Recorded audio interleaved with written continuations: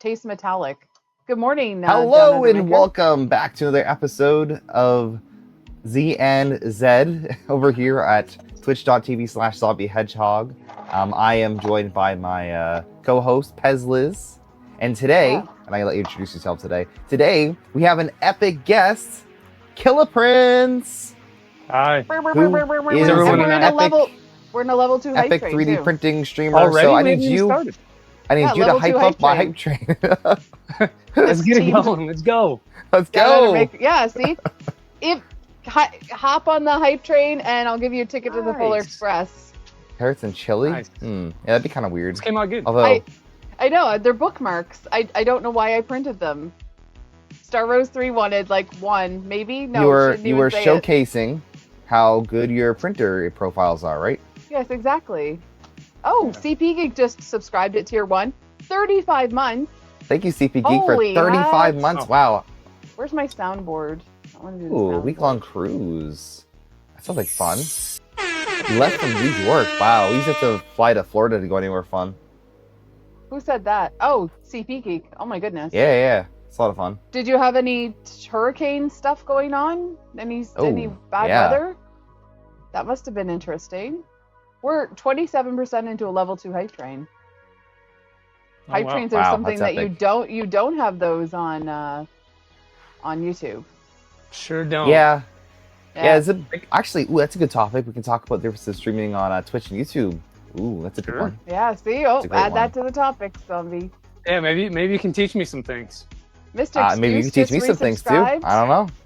Thank you, Mr. Excuse, for resubscribing to Zombie Hedgehog. Let's Thank go. you so much. 11 And he months. says- Wow. He says, hey to Killa Prints. Is it like resub day or something?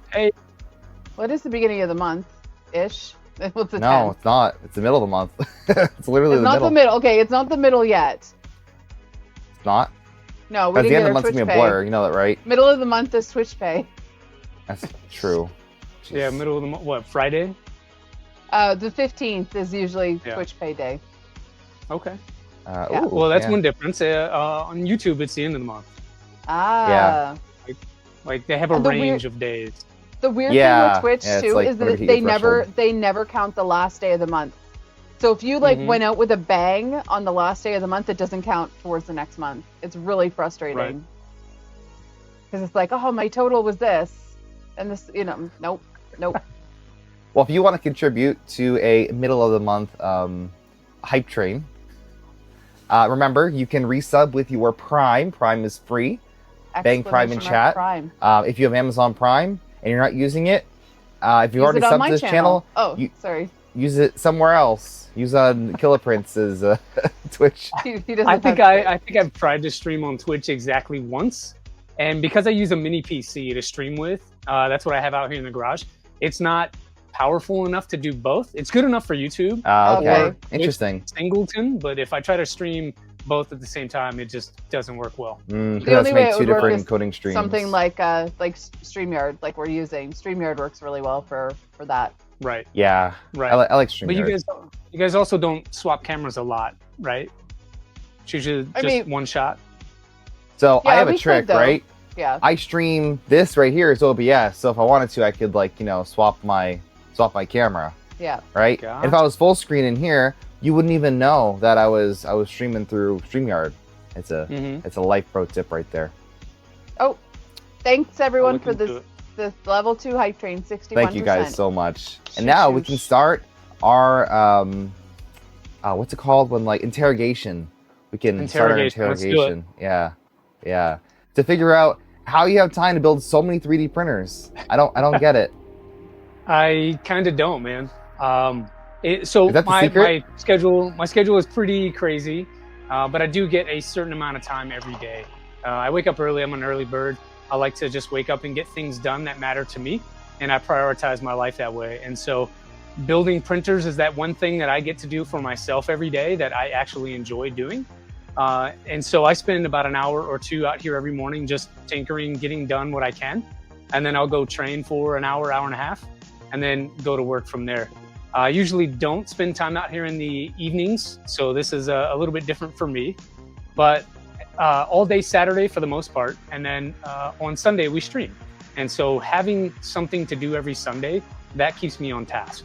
And really, it's a forcing function. It's not even a having time. You just prioritize your life and prioritize the things that are important to you.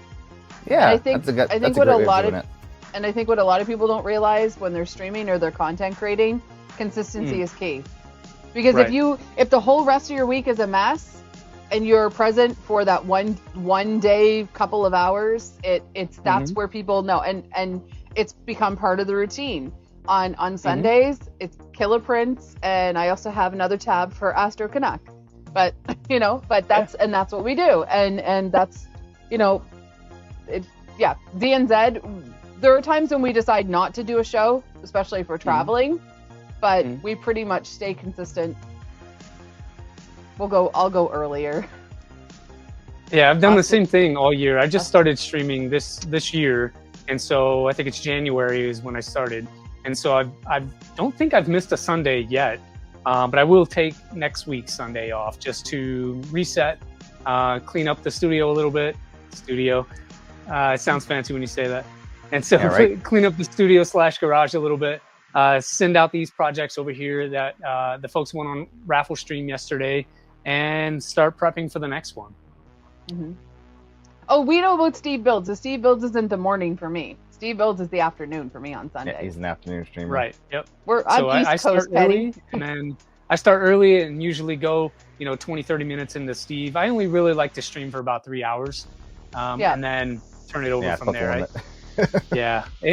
I've done some that are a little bit longer, like 4.5, 5 hours on the rat rig, but that was a lot. Yeah, I'll tell you something. Starting your stream at 10 o'clock and then going 3 hours. When I stream during like the middle of the day, a couple times, it's like, oh my god, I can stream forever. I can stream all day. It's amazing. But 3 hours is like the cutoff usually. I did 3 hours yesterday. I was very proud of myself. Awesome.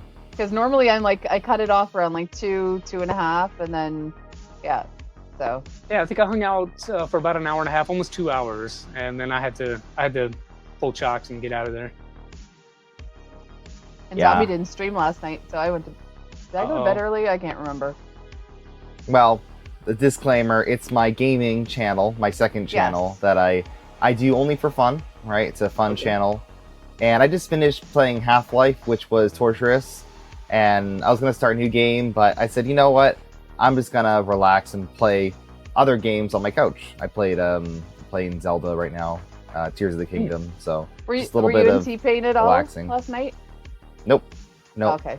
We were having fun. I can't really multitask that well when I'm playing games. It's like you got to do one thing. But I can multitask when I'm building printers. Yeah. So we talked a little about building on stream and then off stream. How much time do you think you spend off stream building printers versus on stream? All of it. All your time? Okay. All of it. Right.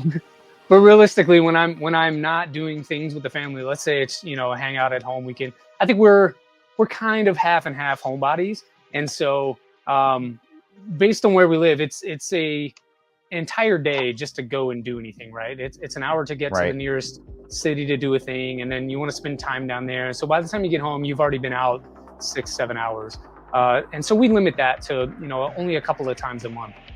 So most of the time I'm here on a Saturday by myself just doing stuff. My family, my daughters and my wife are very crafty as well, and so they're usually doing craft stuff either together or we'll all do something real quick. But they're, I've got a 7-year-old and a 15-year-old. They're gonna do things that age group does. And so while they're out doing that, I'm over here doing my thing, and then we come back together for family dinner and hangout time in the evenings. So how many hours per week? If I had to guess, it's somewhere around 10 to 12, depending on how early I wake up or how little I sleep. Yeah, because I know from experience as well. I mean, streaming a printer versus building it off stream, you're probably like 10 times more productive off stream because you're not, you're not reading chat, you're not engaging, you're just kind of, building. So the experience of building printers on stream, how do you feel that really impacts the way that you build printers, the way you think about building printers, versus just like completely building off stream? I think it definitely does. It makes it a little bit slower because you have to continually keep an eye on what's going on in chat, because you don't want to make people feel like they're not important or that what they have to say doesn't matter. In fact, my chat stream has saved me a lot of headaches. They've called out things that I've messed up, or they're very helpful a lot of times as well when I get stuck on a thing. And so I try to keep an eye on it and engage as much as I can. So it definitely does slow down the build a little bit. But I usually just make that up. So we'll end stream at the 3-ish hour mark, and then I'll continue until lunchtime. I'll go in, eat lunch, spend some time with the family real quick, and then come back out here for another hour or two right before dinner and try to wrap up, get to a good stopping point that I can pick up on Monday morning. So one thing I noticed about your builds is, compared to some other people, is you are very, very neat and orderly and meticulous. So where does that skill come from, and how can we get it? Well, you guys have Costco in Canada, right? Yeah. Good. It has nothing to do with that. But I don't think I'm that organized. I really don't. I am particular with a lot of things, but I'm not as particular as some other people. And so I wouldn't classify myself that way. But where did I get it? I got it from just the job that I do. So I'm military, and so we have to be squared away as professionals every day, and I've been doing that for 23 years. And so I'm indoctrinated at this point. I don't know how to be messy or disorganized, although the space sometimes gets that way. But how can you get it? Practice, just like anything else. How do you get good at streaming? How do you get good at being a friend on Twitch? You guys both are successful. I would classify you as successful on Twitch. It starts with reps, right? So you're going to suck when you start, but the more you keep sharpening the axe, the better you're going to get, and the more wood you're going to chop. So keep going, keep practicing. No, and that's really good, because I go through periods where I feel like I'm just not organized at all. Like right now, I'm looking at my table. I can't even tell what color my bench is. And in the middle of a project, right? So like, trying to balance cleaning and staying organized and trying to be productive, it's a lot sometimes. Yeah, and the other thing is, like, sometimes we have NDA stuff, and it's like, where am I going to put it? So it's out of out of view and everything. Mm-hmm. That gets to be, a thing sometimes, and especially if you're testing things, because people are always looking behind. They're like, what's going on back there? Well, I will tell everyone, the AMS is now fixed. That is all PETG, and yes, I have it open. Whoops. Anyway, but that AMS is fixed, and it's running beautifully, so I'm happy. Yeah, that's why this wall's here. So there are a couple of things back there that we don't talk about. But I had to put that up when I started, because you could definitely see my printer rack back there and see some of the things that we aren't supposed to show. So yeah, when you're busy testing water heaters, right? Yeah. All my NDA stuff is on the floor, Mr. Excuse, right now. Dude, and that was actually pretty funny. So like my antithesis build, the series I did on the small Core XY bed slinger thing, it was running a mini tube the whole time. And I had to very carefully place the camera so that we could capture what was going on without showing the hot end. And that was challenging, but we got through it. Yeah, if you don't draw attention to stuff like that, people are less likely to question it. But the second you start like covering it, say, hey, don't look under here, then people are going to draw suspicion, right? Hide in plain sight, that's right. So if you mention on stream that you're printing stuff that's NDA, people might be inclined to look behind your stream just to, Well, I get, when it comes to stuff by designers, I get permission from the designers to print, and I'll just say test print for so-and-so or whatever. Yeah, that's a good one. Okay. Well, speaking of NDAs, have you been a beta tester for people? I have. So I was a beta tester most recently for the mini tube. So I got a pair of those, and one's in the antithesis. I'm trying to remember where I put the other one. There are a bunch of machines over here. Over there somewhere, I forget. Maybe in one of the tridents. And then I've also done some stuff for Fadus. I've done some stuff for there's an entire printer over there that's an NDA type thing.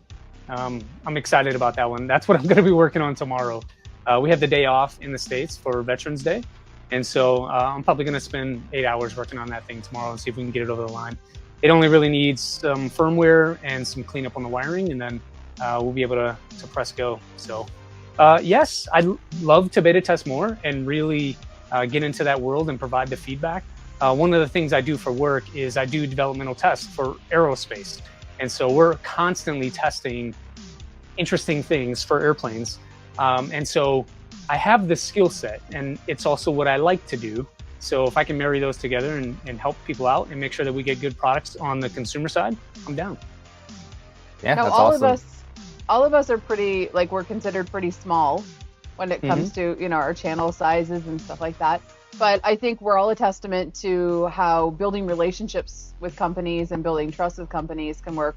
Because there's people who are, I'd love to be able to, you know, be under NDA for something.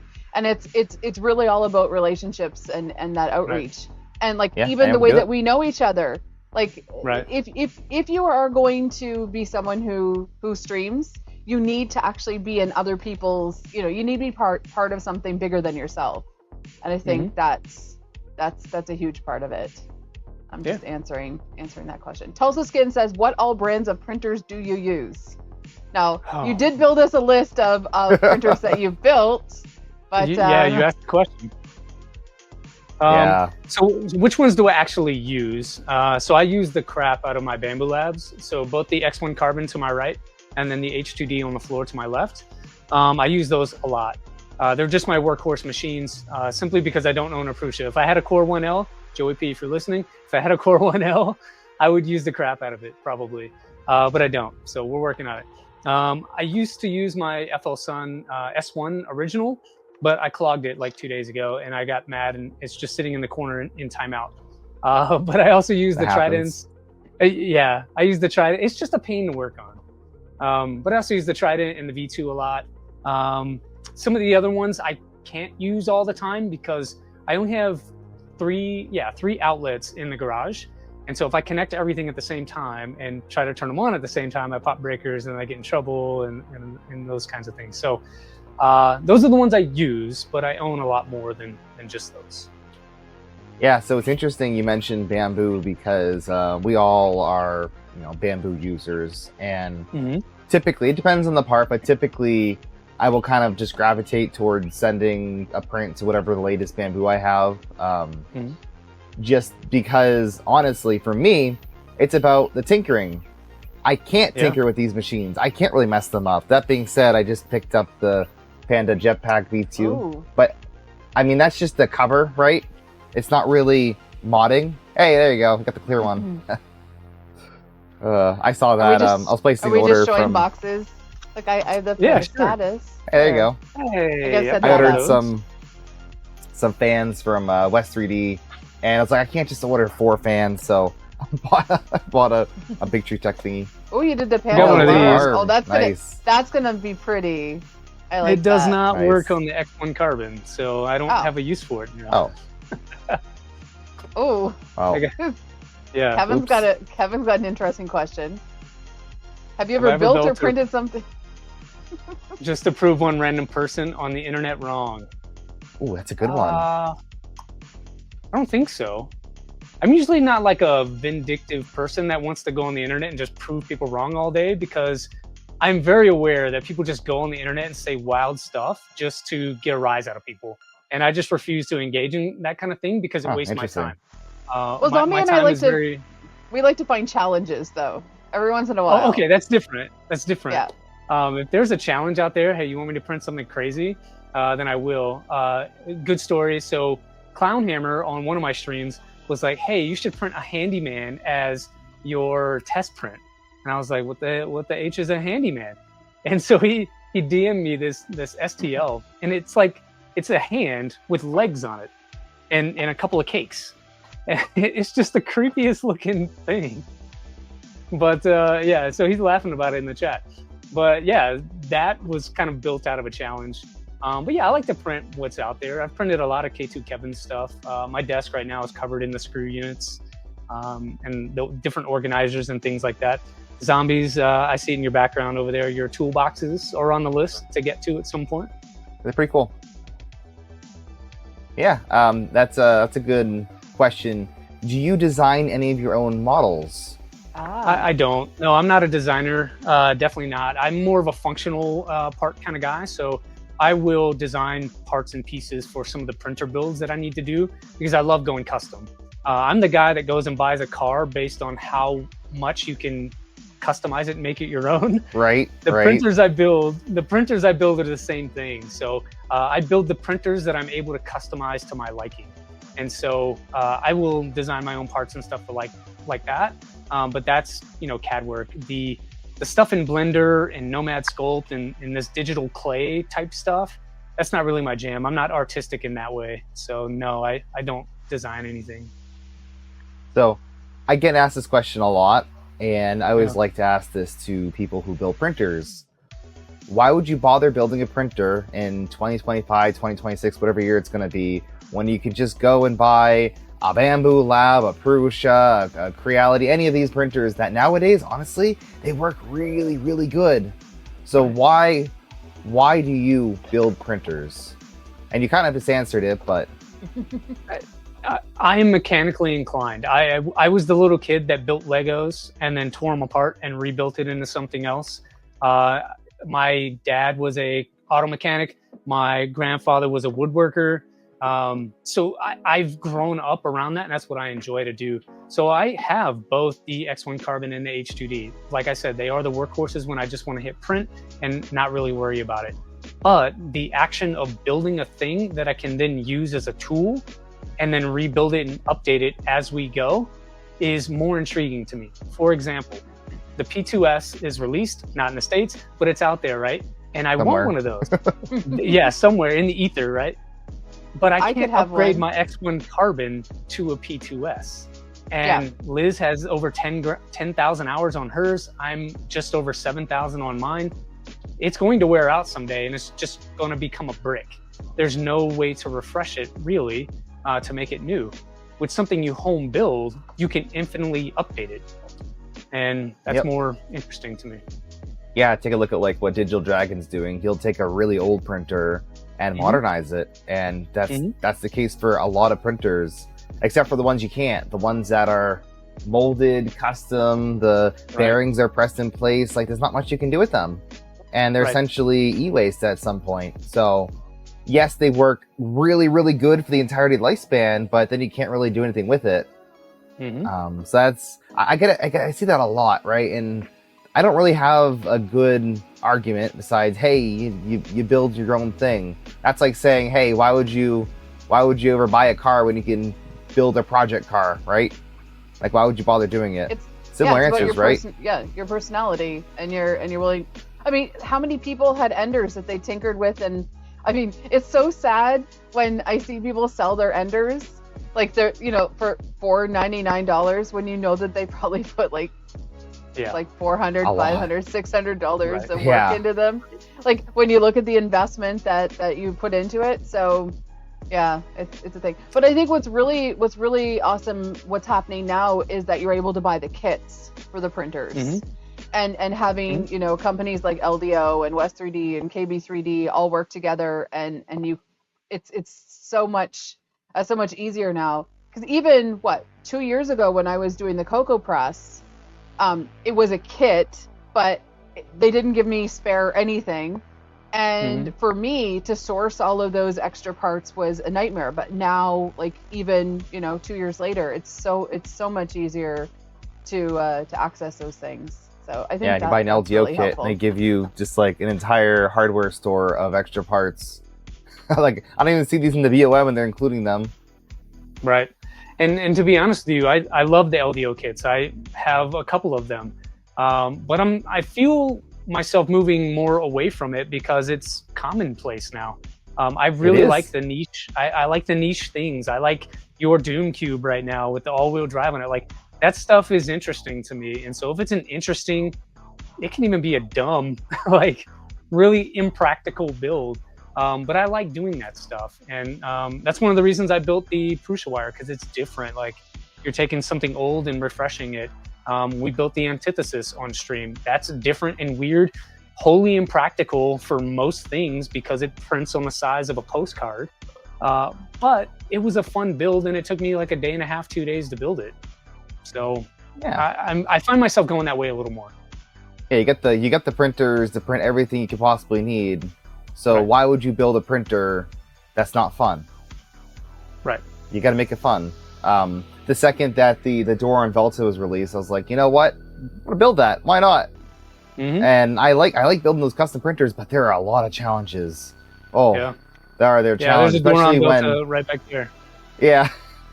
Well, did you serialize yours? I didn't. So it's done. I just need to do the firmware, and then I can. It's been on the back burner since we moved here a year ago. Yeah. That really put a dent in all of the progress for the last year. Is the move. I'm just gonna brag. I got serial number 5. 5. Hey, and it makes a really good, really good stand. I put boxes on it. Okay. It's good. Had a nice flat top on it. Does it print well for you? When I had it as a Bowden printer, it actually printed really good. And then I tried to convert it to a direct drive using the PZ probe. Quickly realized that wasn't going to work, and just haven't fixed it since. Because I got other projects I'm working on, It's like, it's the old project, let's start a new one. Yeah. Yep. You get it good enough, and you're like, oh, that printed a cube. Let's put that to the side and start the next one. So I'll put you on the spot. What is your answer for why would you bother building a custom printer versus buying an off-the-shelf one? I'll put it into a more concise explanation, because you can infinitely upgrade it and make it your own. Perfect. That's it. Period. I love it. Yeah, that's what it is, right? Adding a little bit of you into your prints. Right. I can make it the color I want. I can have the hot end I want. I guess the new thing. Color hot end you want. You could do that too, right? But I guess the new thing is everybody's trying to print for 350. Like 350C is kind of the new thing. How can you do that? Like my X1 Carbon can't get there. The H2D barely does it, but you can make it do that if you build it yourself. Yeah, easy. So what do you think we've kind of talked about your work experience. What about your work experience? Actually, how did you start with 3D printing? Why don't we just go back there? Yeah, that's probably what you started to start with, but yeah. Okay, give me the softball. 2019, I was told that I needed a hobby that wasn't working or working out. Because I think I came home one day and I was just complaining about being sore and whatever else. And she's like, oh, you take a rest day. I was like, no, I'll rest when I die. And she's like, no, you need a hobby that can make you do something other than training for 2 hours every day. And so I literally Googled, what's a good hobby? And 3D printing came up. And you so should like, you should have quit 2019 without all kinds of weirdos. So now you're stuck. Oh, sorry. Hey, weirdos make it fun. Like everybody's a little weird, right? Or we wouldn't be here. Even in my line of work, there are weirdos. Like no matter where you go, you're gonna have those folks. So just embrace it and love them for who they are. So I Googled it. What's a good hobby? Got into it. Bought my first Ender 3 like 2 months later. I'm one of those people that have to deep dive into it and learn a lot about it before I jump in. So I probably should have researched a little more. Got my Ender 3. Immediately started modding it and printing stuff. I was printing at a super slick 50 millimeters per second. I thought 50. Dude, wow. 50. I turned it up 200%. But yeah, that's actually this talk is like 25 millimeters a second. That's right. Oh. And so I had fun with it, and that just kind of expanded out. So I just kept experimenting, kept building. From there, I built a Hypercube, was my second machine, and then moved back to the States after that. And I bought a house that had a 30 by 60 building in the backyard. And so I only had half of it for a gym. The other half, I was like, well, I guess I can build more stuff. And so that's when LDO first came out with their Trident kits and their V2 kits. And so I got a couple of those, and it just snowballed from there. But that's how I got into it. Just trial and error. Keep practicing. Pretty close to me as well. I randomly, I was like, I'm gonna buy a printer because I saw it on Target. Just casually shopping in Target. buying 3D Target. printers. I know, it's strange. And then after I bought it, then I started looking into it and researching. And after I bought the printer, I always knew what 3D printing was, but I didn't know it was going to be this weird. So, love it. You think it's weird? What do you think is weird about it? 3D printing? I don't know. The fact that we're just like making weird figurines, like Dude, like that's this thing we find on this thing that we find on the internet. Just for those that don't know, tell us the story about what that is. This thing, I forgot I had this. Apparently, this is a sculpture. Oh, not this one, but this is based off of a sculpture that someone vandalized by gluing on googly eyes, and whoever was tasked to take off the googly eyes destroyed it. And do you want to know how I made this? I have zero sculpting experience. You want to know how I made this weird thing? AI. Did you? Yeah. I grabbed a picture of this thing. There wasn't very many pictures, so I found one. I put it into Bamboo's AI generation. Just like that. Spat it out. Not just that, but like a 16 color object where I could have like strangely colored it. Like all of the reflections, like you see. If you didn't print it in silk, it wouldn't look like that. Crazy. So I printed this in Polymaker's silk blue, and it looks exactly like the real thing. And I'm almost done printing a 200% version.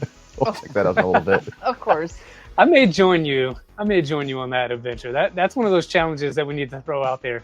Who can print the ugliest snout monster or whatever the name for that thing is? I mean, right? But that's the weird thing about 3D printing is like, I can print anything, like literally anything, as long as there's a model for it, or I can make a model. Like same old Shane as Cartman. Like I have this in my hand. One thing is I'm drawing a picture of something. The other thing is like holding a concept from the internet. It's weird. It's really weird to me. I don't know. I enjoy it. It's fun to me. My daughter, so it failed about an hour ago before stream, but she asked me, you guys play like Five Nights at Freddy's? It's a game. I'm aware of it. I'm aware of it too. Like I'm 40. I don't know any of this stuff. And so it scares me. Like she's telling me about this. She's like, hey, can you make me a Foxy mask? And I was like, what is that? And so she texts me a link to some random thing. I'm like, that's clearly not printable without an immense amount of supports. And so I was like, all right, we'll try it out. Threw it over here on the printer. Of course, it failed like 2 hours into it. But yeah, I haven't cleaned up the mess yet. But weird things like that, it brings her joy. It brings people joy to do things like that. So I'm down. Right. Yeah, I remember when Greg from Polymaker, one of his first streams, he's like, I don't understand why people print things. I'm like, because it's fun. Like, because it's fun. I was like, oh, I have the transparent PETG and some new red PETG, and I'm like, I'm doing James. This is James the Printer's candy cane. You printed and that? it looks, it looks like real. It looks like a candy cane. Like I want to eat it. It tastes like plastic. Very disappointing, but it looks like a candy cane. You have to have a version that's like cut off like a little shiv, like you've been sucking on it. There are some on Maker World, trust me. There was a question from James is very new. James is offsides, he's very new. So he didn't actually know about the Maker Lab, so I just sent a link in chat. Oh yeah. There's some amazing tools. Insane we could do nowadays. Yeah, 3 years ago we had none of that. Like we're still manually leveling our beds. Right? Yeah. And so I mean Tinkercad's even evolved since then. Right. Tinkercad is fantastic. Let's talk about that. 3 years ago, let's say the pre-Bamboo, right? I was manually leveling my Ender 3. I was getting into building custom printers in order to get a printer that actually worked at a good size. You had to build it. Like you had to build it or spend a crazy amount of money on something. Right. And then fast forward 3 years, we have AI generation of models from a picture that actually works. Not just like some weird garbled mess. Like this thing, it knows what the back looks like. It knows like everything. It is insane. Could you imagine that was like the evolution of 3D printing from pre-Bamboo? When you're sitting there with your little piece of paper going, oh no, I messed that up. I need to do, it is crazy. Well, I remember when the BL Touch was like a big deal. Right. You know, that was the future. People didn't even have probes in their printers, like zero probes, and you had to add a probe when you switched from glass to a PEI bed, and you no longer had a flat bed surface. Like you had to get a probe. Like that was just a couple of years ago. So how are you handling this like sudden like the H2D H2S is crazy. It's insane. That isn't a spaceship. NASA would buy these things to put into space. It is crazy. So we have NASA here, and they have one in the building. Of course, right? Yeah. But I love it. I'm a techie kind of guy. I'm almost always an early adopter of new things and stuff. Right. As long as it can fit the budget, right? So when the H2D came out, I was first in line to get it. I think, minute 4, I'm completing my order to get one. And I had it here, a week after that. So I like those kinds of things. And that's just my personality. I'm usually on board with good ideas and new tech and trying things out. I love to test stuff. I love to break it, find its limits. And the only way to be able to do that is to get it when it comes out. Yeah, I'm the same way. I mean, my friends will probably make fun of me of it, but I'm always like buying the newest thing. Did you shop today? Did you shop today? Did you buy anything today? I'm always looking. Hey, I'm looking at AliExpress and looking at these weird vendors, and they're showing off things that no one else has. I'm like, wow, I could be the first person to try this thing out. Like literally the first person to get this new part. One of them was like this weird. I don't even know if I have it. Oh, this thing. If you know what this is, then I'm sorry. Yeah, I've got one over here. So like I saw this random thing on AliExpress and I bought it and shared it, and it turns out they're defective. They're all defective. But yeah, mine's still in the bag. I haven't even used it. Hey, the backplate's really good if you can take that and adapt to something else. But stuff like that, right? You see something brand new and like, ooh, I want to try that. So I want to put you on the spot here. What did I find today? I think I did buy something today. Oh, I was looking at new. I didn't buy it yet. I was looking at new USB charging things. I kind of want a USB charger that has a built-in cable now, just for convenience. Oh yeah. I'm past the like, oh, you should just not have a built-in cable. It's gonna break Noah. I want that built-in cable. I'm sorry, it's way too convenient. Check this out. So I got this one. It's got like foldy prongs on it, so you can pack it away. Okay. But it's got a little cable in here that's retractable. Is it a battery bank or is it just a charger? It's just a charger. That's nice though. But it's got a. But I like that. So yeah. You can do a USB-A, and then it's got the cable here that is retractable, or you can do a USB-C. See, I want that now. Thanks. Thank you. 80-watt gallium nitride charger. Okay, nice. Yeah, most of the chargers getting our gallium. I ordered eyebrow pencils today. There, I went shopping. Okay. Ooh. See? That's why your eyes look. Okay. All right. Yeah. All right. Enough about me and my spending habits. This is a very important question that's highly controversial. Are you ready for this? All right. Bondtech Index versus Big Tree Tech Vivid. Index. Index. Okay. I mean, they're very different systems, but why? So the Vivid and the Index are not the same tools in my mind. Like the Vivid is a box turtle, but polished, right? It's an AMS from a different company that is supposed to be open source and work with anything. We'll find out in a few days when it gets released, right?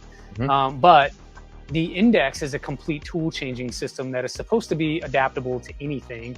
And if you've used Bondtech before, those that are in the chat or you guys here, they do a really good job at testing stuff, and their stuff is top-notch quality every time they release it. Really good. My Ender 6 over there that I haven't used in a while has one of their extruder kits on it for Creality. And it was one of the... Yeah, I've got like 4 I love this extruder. This thing is so good. LGX Lite Pro, LGX Lite, like they're really good and they're solid. They have good stuff. I've got a few over here. But everything they make, in my experience, is really good and really quality. And so I would expect Index to follow that. What makes it nice is that you can upgrade as you go. You're locked into the Vivid at $299 when it releases. Maybe it works on your machine, maybe it doesn't. If you're familiar with Big Tree Tech, it doesn't always work like it's advertised. And that's not shade on them. It's hard to make stuff that works. It's the truth. Mm-hmm. And so with this index system, you can get a single tool as a kit, and then when you get paid again, you buy another tool and another tool as you go. And so it's infinitely upgradable and replaceable. With the Vivid, if it's a brick when you get it, it's going to be a brick the entire time you own it. Yeah. But all right, so that was kind of more fun anyway. That's true. You can build a box turtle. That was more of just like a stab at standard style multicolor versus tool changing, and kind of like how we're shifting towards tool changers. So what do you think about that? Obviously, you picked Index, so you're team tool changer. I like it over an AMS, but they are apples and oranges. Both are fruit, but they do different things. What makes me a little, hesitant on the AMS style of things is that we're stuck with 4 colors.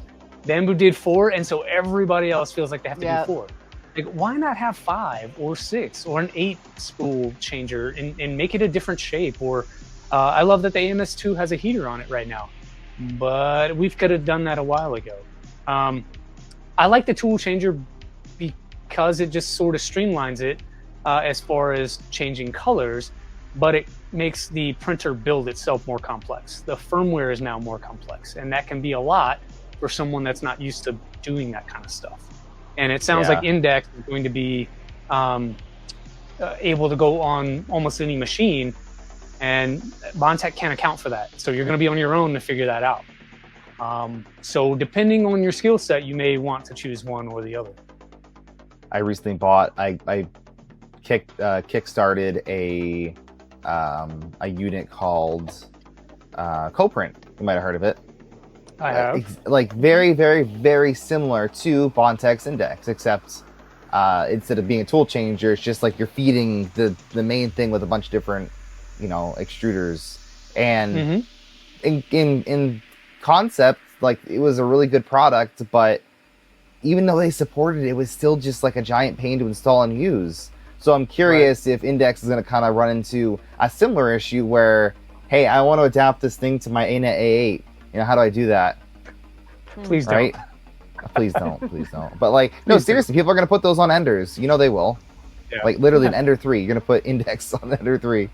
I should do that. Do it up. Be good content. I love it. And if you do it, tag me on it. Like, I want to see this thing. All right, let's do it.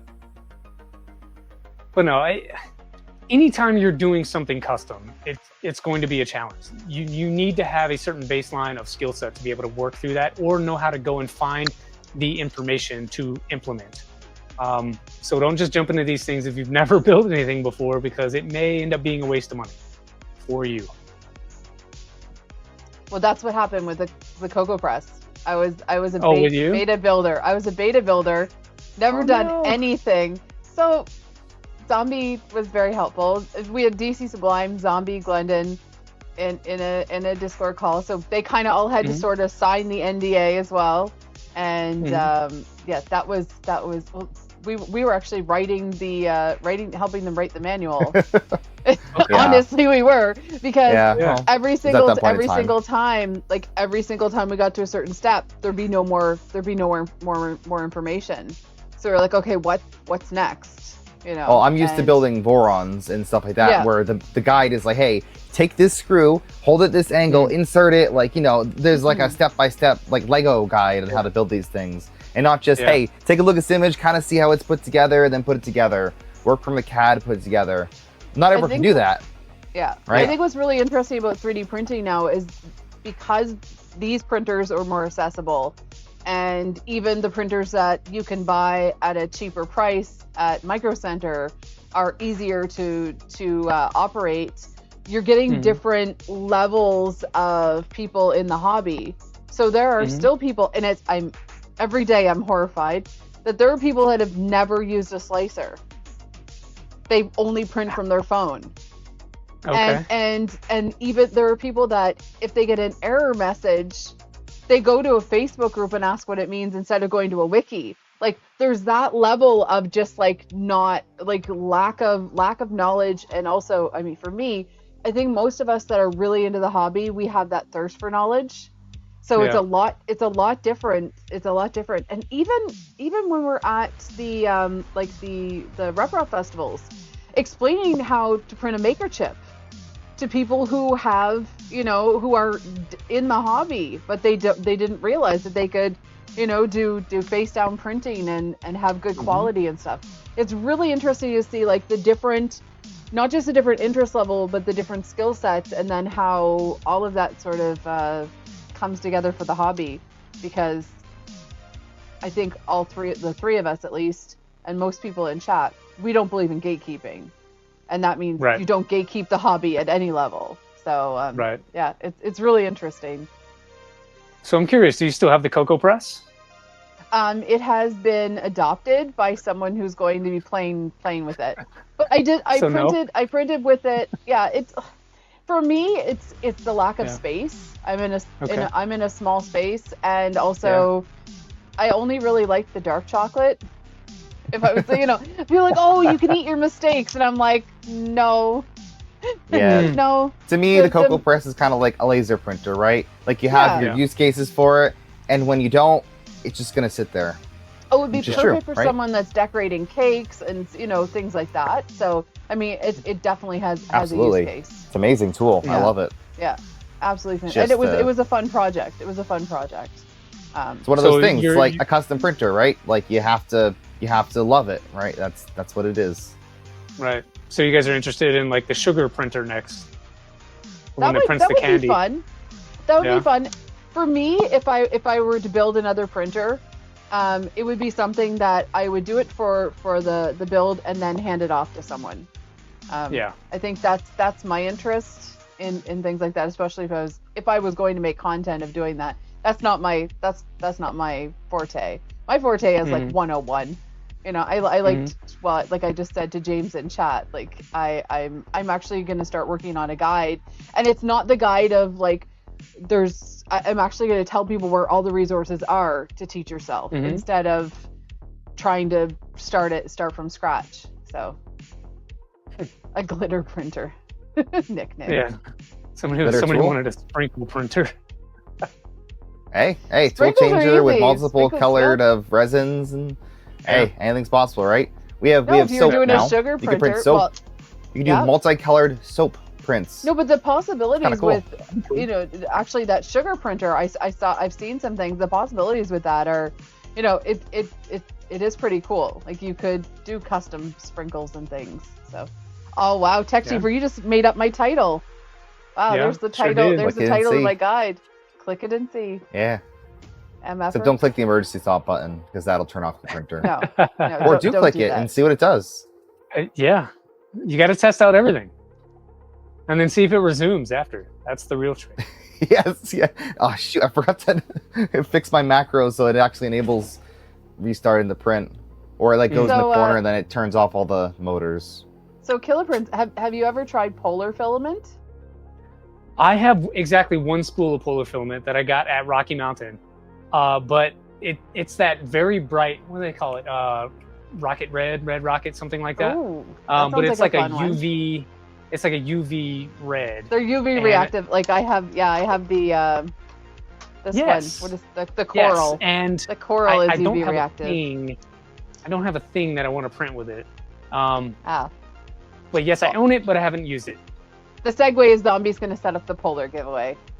That's right. Yeah. We are doing a giveaway for a spool of polar filaments.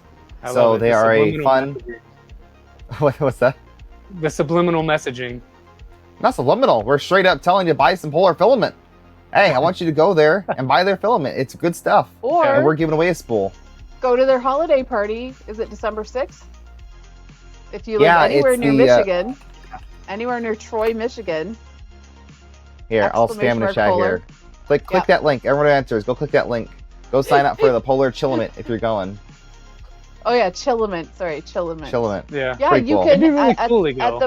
At the polar, at the polar event, you can bring your recycled poop, and they're going to make some disgusting filament, And then the other thing is you can get something off the line, like you pay ahead and get you make your own filament. Oh, you can literally make your own filament. Yeah. Oh, wow. So if you're going, definitely do that. You'd be crazy not to. It's literally $25. So that'd be Killa fun. says it's almost 4 hours from us. Killa, trust me, I'm still considering going. If I could get a really cheap flight, I might go. So that'd be fun. You never know. So I'm gonna segment this into a topic. New filament. What do? You get a new piece of filament, like a little tiny piece like this. Like, what do you do with it? Or no, I was gonna say a full spool of filament. Okay. A tiny piece. What are you talking about? Seems so awake. Log a nozzle? I don't know. Hey, I've like stuck it up, like unscrewed the nozzle, stuck it up to like try to pull out filament for. Okay. No, but seriously, what is your process for dealing with new filaments? Like, let's say you got yourself a new spool of polar filament. What would you do? My process is send it. Just put it in the machine and print it. That's really what you're gonna figure out if it has issues or not. For me, at least, I think most of the PLAs and things these days that you can buy are of good enough quality that they're very similar. You don't see a lot of brittleness like we used to. You don't see stringing as much as we used to. And so the quality overall across the board has improved to the point where you can basically just put it in the machine and send it. I realize that Orca has calibration tools and things in there that will help you perfect your prints. You can go down that route and spend 6 hours tuning a filament if you want to. I'd rather just print with it. That's a good idea. Just use it. TechCheaper keeps it on the floor for at least a month, and then to the rack. Gotta make sure it's full of water before you. Look at this. I've got empty spaces here, so I'm making room for new things. Look at you. You've got some beautiful. Yeah, I'm an Ambrosia fan. Yeah. I love Ambrosia. And then down here, Filament One. If you remember those guys, I don't know if they're still around. There's a bunch of bamboo stuff, and this is the Amazon rack that you were talking about yesterday, Liz, with floor to ceiling. And then another one over there, and then all my rep racks are above the camera here. Nice. Do you have any Midnight Meteorite? I do, actually, yes. Nice. Mine's right up there. I have some of that, and then I've got this right here, actually. I got from Printed Solid. It's the Elixir Nightshade. Oh, okay. Ooh. That's a pretty one. So it's like a... Looks nice. It's kind of like a silk, I guess. Yeah, the elixirs. Yeah, the elixirs, yeah. Yeah. And they've got super, super crazy pigmentation. Like, if you didn't know, triple the amount of pigmentation than normal. It's very good stuff. If you didn't know, I did design the color for Midnight Meteorite. And if you had to pick a custom color, do you have one in mind? Any material specifically? Any types? You do? I know this. You're ready for this I know one. the answer. Yep. So Liz and I, we've already talked about it a little bit, but yes. So Layerworks, he and I are chatting back and forth about doing a Killa Prints branded spool, like creator spool. I'm an ABS guy. I really like printing with ABS. Today's machines print it just like PLA for the most part. It's so easy now. Yep. And so what I'm really interested in is a dual color ABS. And so I want like a hot pink, the hottest pink you can find with the hottest blue you can find, put it together, add some gold glitter, and we're gonna call it Super Freak. Wow, that is amazing. That's actually a zombie color too. I love seeing the that is my dream filament. That's what I want. Yeah. And if we can make that happen, I would love it. Yeah, I got the kiss your mother. Your mother with that mouth. Yeah. Somewhere. So I mean, I love this. Like, the more people just making their own filament, I love it. I really do. It's fun to have like a thing that you made with the color you designed. Like, that's fun. It's a lot of fun. I am curious, like, how did you come around to making your red filament, your zombie hedgehog red? Well, it's a multi-step process. Number one, I wanted a creator spool, and let's just say Polymaker was a little bit slow at the time to get back to me, so I decided to make one with West 3D. So my dream color, Midnight Meteorite. I love it. It's really, really good. But I really wanted a color that would both sell really well, because I have to think about that, and a color that I really, really like and enjoy. So there's a ton of blues in the markets. There's a ton of greens, but reds. I didn't find like the perfect red. And I was looking around. I was trying to find examples of colors that I really, really liked. And I had them make a couple of samples. And okay, can you make it kind of look like this? And when they came out with the sample for this one, I was like, this is perfect. It's deep enough, but not too deep. And it's shiny. It's like just the right amount of everything that I like, plus the glitter. I like glittery filaments. Life is short, print something with glitter. But it was pretty. It's just like many other things. You just pick a color, and there you go. And there is a side. There is a side like villain origin story too, Austin, because the Galaxy Dark Blue was a color that he recommended, and everyone ran out and bought it, and it was for whatever. Look, he walks away. It was a bad batch.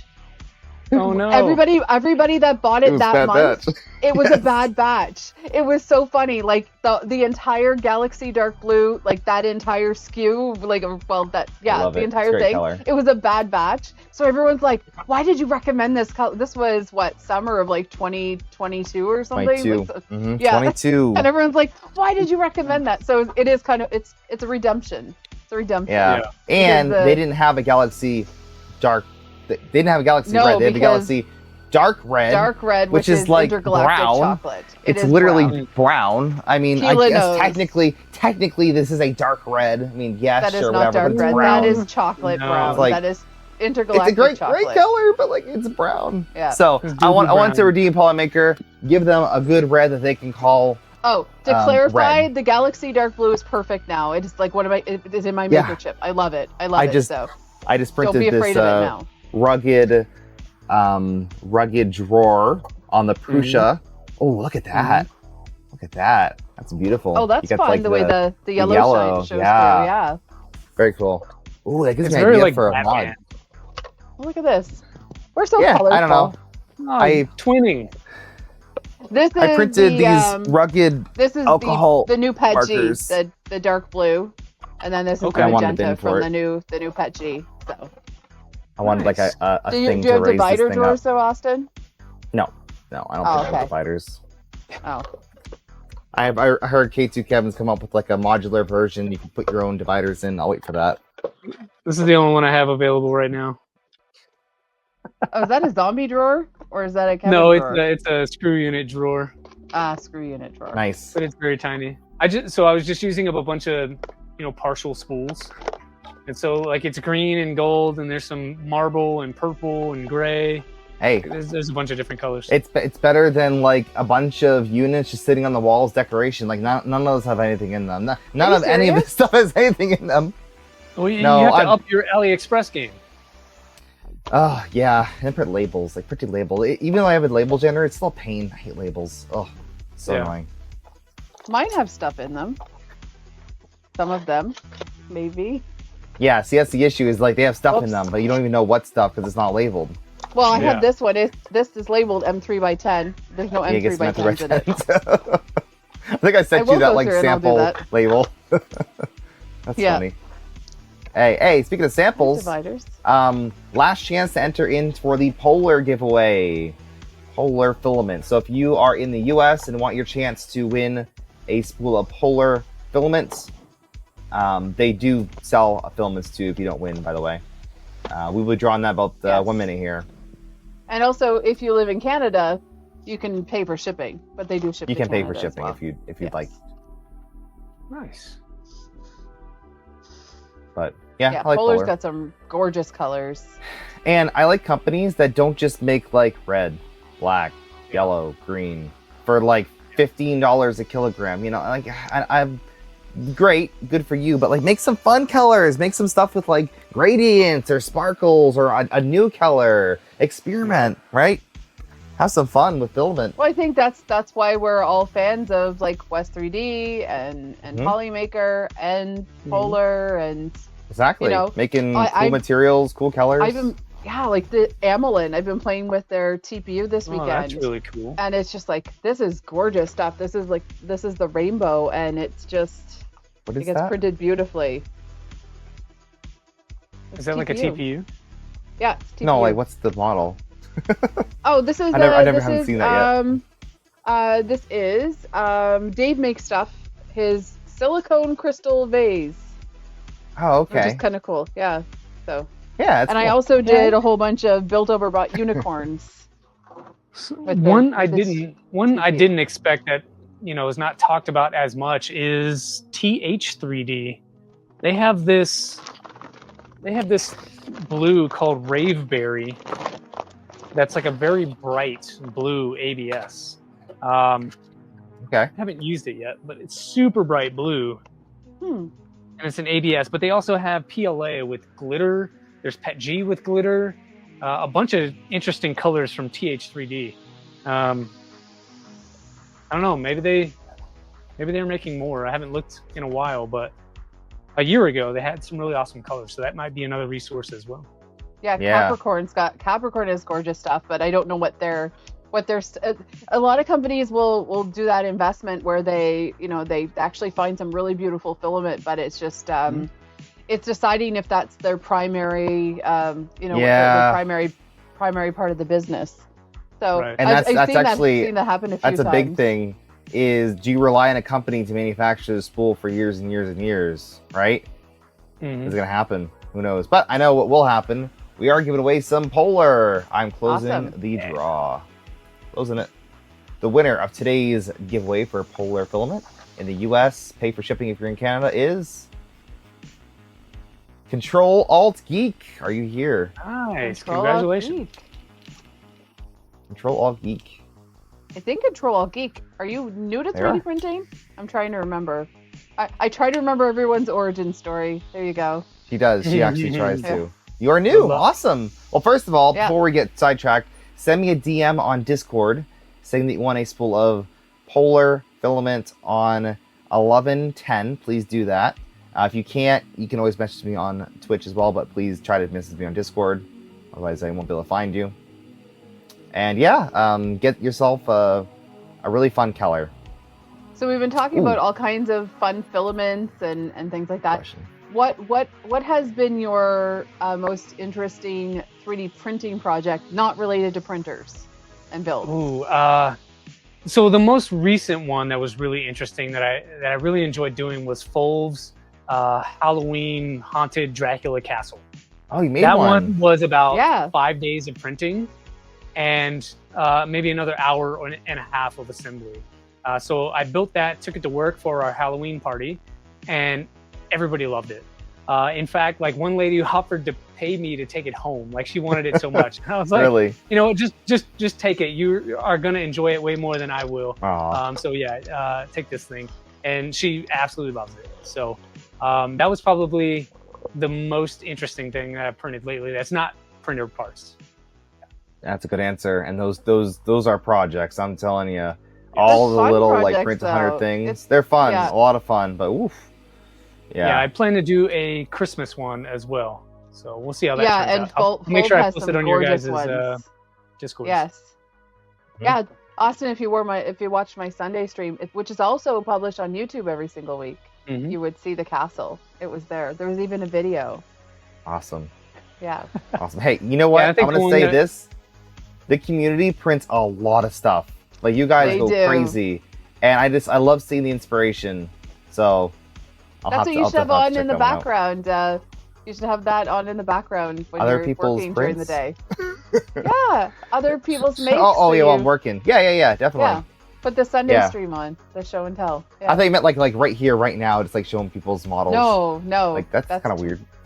No. Peekaboo says the Christmas Toy Factory is more printing than Dracula's Castle. Oh, I know. I saw that. I'm here for it. Let's do it. It's a lot. When they did Smurf in December the first year, Fulv did the Fulv did for with Polymaker. He did a snow globe, and that was so crazy. It was gorgeous. Like it. I'm definitely going to print that toy factory. That's the one I was talking about. I know there's a Christmas Castle, and then they have the Toy Factory one. I really want the Toy Factory one because it moves. It's got like a motion component to it. So I want to do that. But I know that the filament cost on that is really the challenge, because I think it's like 6 or 7 kilos because you need different colors. Yeah, that's a good point. If you are a content creator and you have a project in mind, you know there's some companies that might be willing to get in on that with you. Polymaker is very good for that. So they are, but I also like to support, right? Like, yes, of course. For me, it's a little cringy to be like, "Hey, help me out," you know what I mean? Like, no, well, it's not at all. If you make it a project, they sure, love I projects. got what you're saying. Like for me, it's a me thing. It's not a, but yeah, we'll see. Especially if you're making content. Yes, I agree. So. But I also like to support too. So yeah, occasionally I'll just Polymaker makes good stuff, and I think I have maybe on the racks on my left over there. There's maybe, I don't know, 60 spools of Polymaker filament that I bought with my own money. I work with a lot of companies, but I'll just like buy the filament, like, you know, especially if I'm going to use it for something that I'm going to give away and, you know, just like kind of have fun with it. Like, I'll just buy the filament. In fact, sometimes it's really good to straight up buy your sponsors things because you get to figure out the experience. I've learned, you know, before that some companies just aren't, you know, they might want to send you stuff, but they're overall not the best to work with. So it's very important to get the experience. But yeah, I'll keep that in mind. We'll see. Yes, this is the Toy Factory. Yeah, this is it's like, this is on things. It's a lot. I'm looking at that. I'm like, ooh, there's Starlight it looks so good. Some translucent Pet G. Oh my goodness, there's so many possibilities with that. Wow, that is fun. I built that 3D sets tanker. That took me so long. I built it on stream. That took me just forever. It was just like printing. Crazy. Yeah, I have the torque model, and I have some filament put to the side to build just the torque model, but I have not gotten around to it yet. I really need to. Well, the biggest thing for those models is the printing process, because there's a lot of parts, but you can't just print them all at once because you're not going to know what each part does. So you're kind of printing as you go, and that process kind of takes a while. And speaking of taking a while, the bigger one's done. The big one? Yeah, that's pretty good. This is it's like a Polymaker's new silk, two-legged elephant. I know, it's strange, very strange. It's art. Yeah. You're gonna post it on printables? I was thinking about it. Yeah, you should put it in all the places. Put it in all the places, Zombie. Hey, why not? Right? We can see who can print the craziest one. Yeah. Oh God. Weird. I don't know if the back is 100% correct. It looks right from the pictures because it's an AI generated model. Like, you know, is that what the butt's supposed to look like? Probably a little different in real life, but you know, most people. We'll have to find someone in Australia to go look at the butt. I know, right? And have someone resculpt this because they probably do. I saw Down Undermaker in the chat. Yeah, Down Undermaker. We'll call it. I don't. What part of Australia was it? Is that what the butt looks like on the blue blob? Just one. I'm not an expert at blue blob butts. Oh man. Where is it? And I gotta put some googly eyes on here, which I'll do a slightly better job than I did in this one. But this right here is printed in Polymaker's brand new, I keep forgetting this exists, their new silk formula. Like ultra shiny silk. Like that's crazy, right? It's so shiny. And silk filaments I don't really use them a lot because they have to be for decorative things for me, right?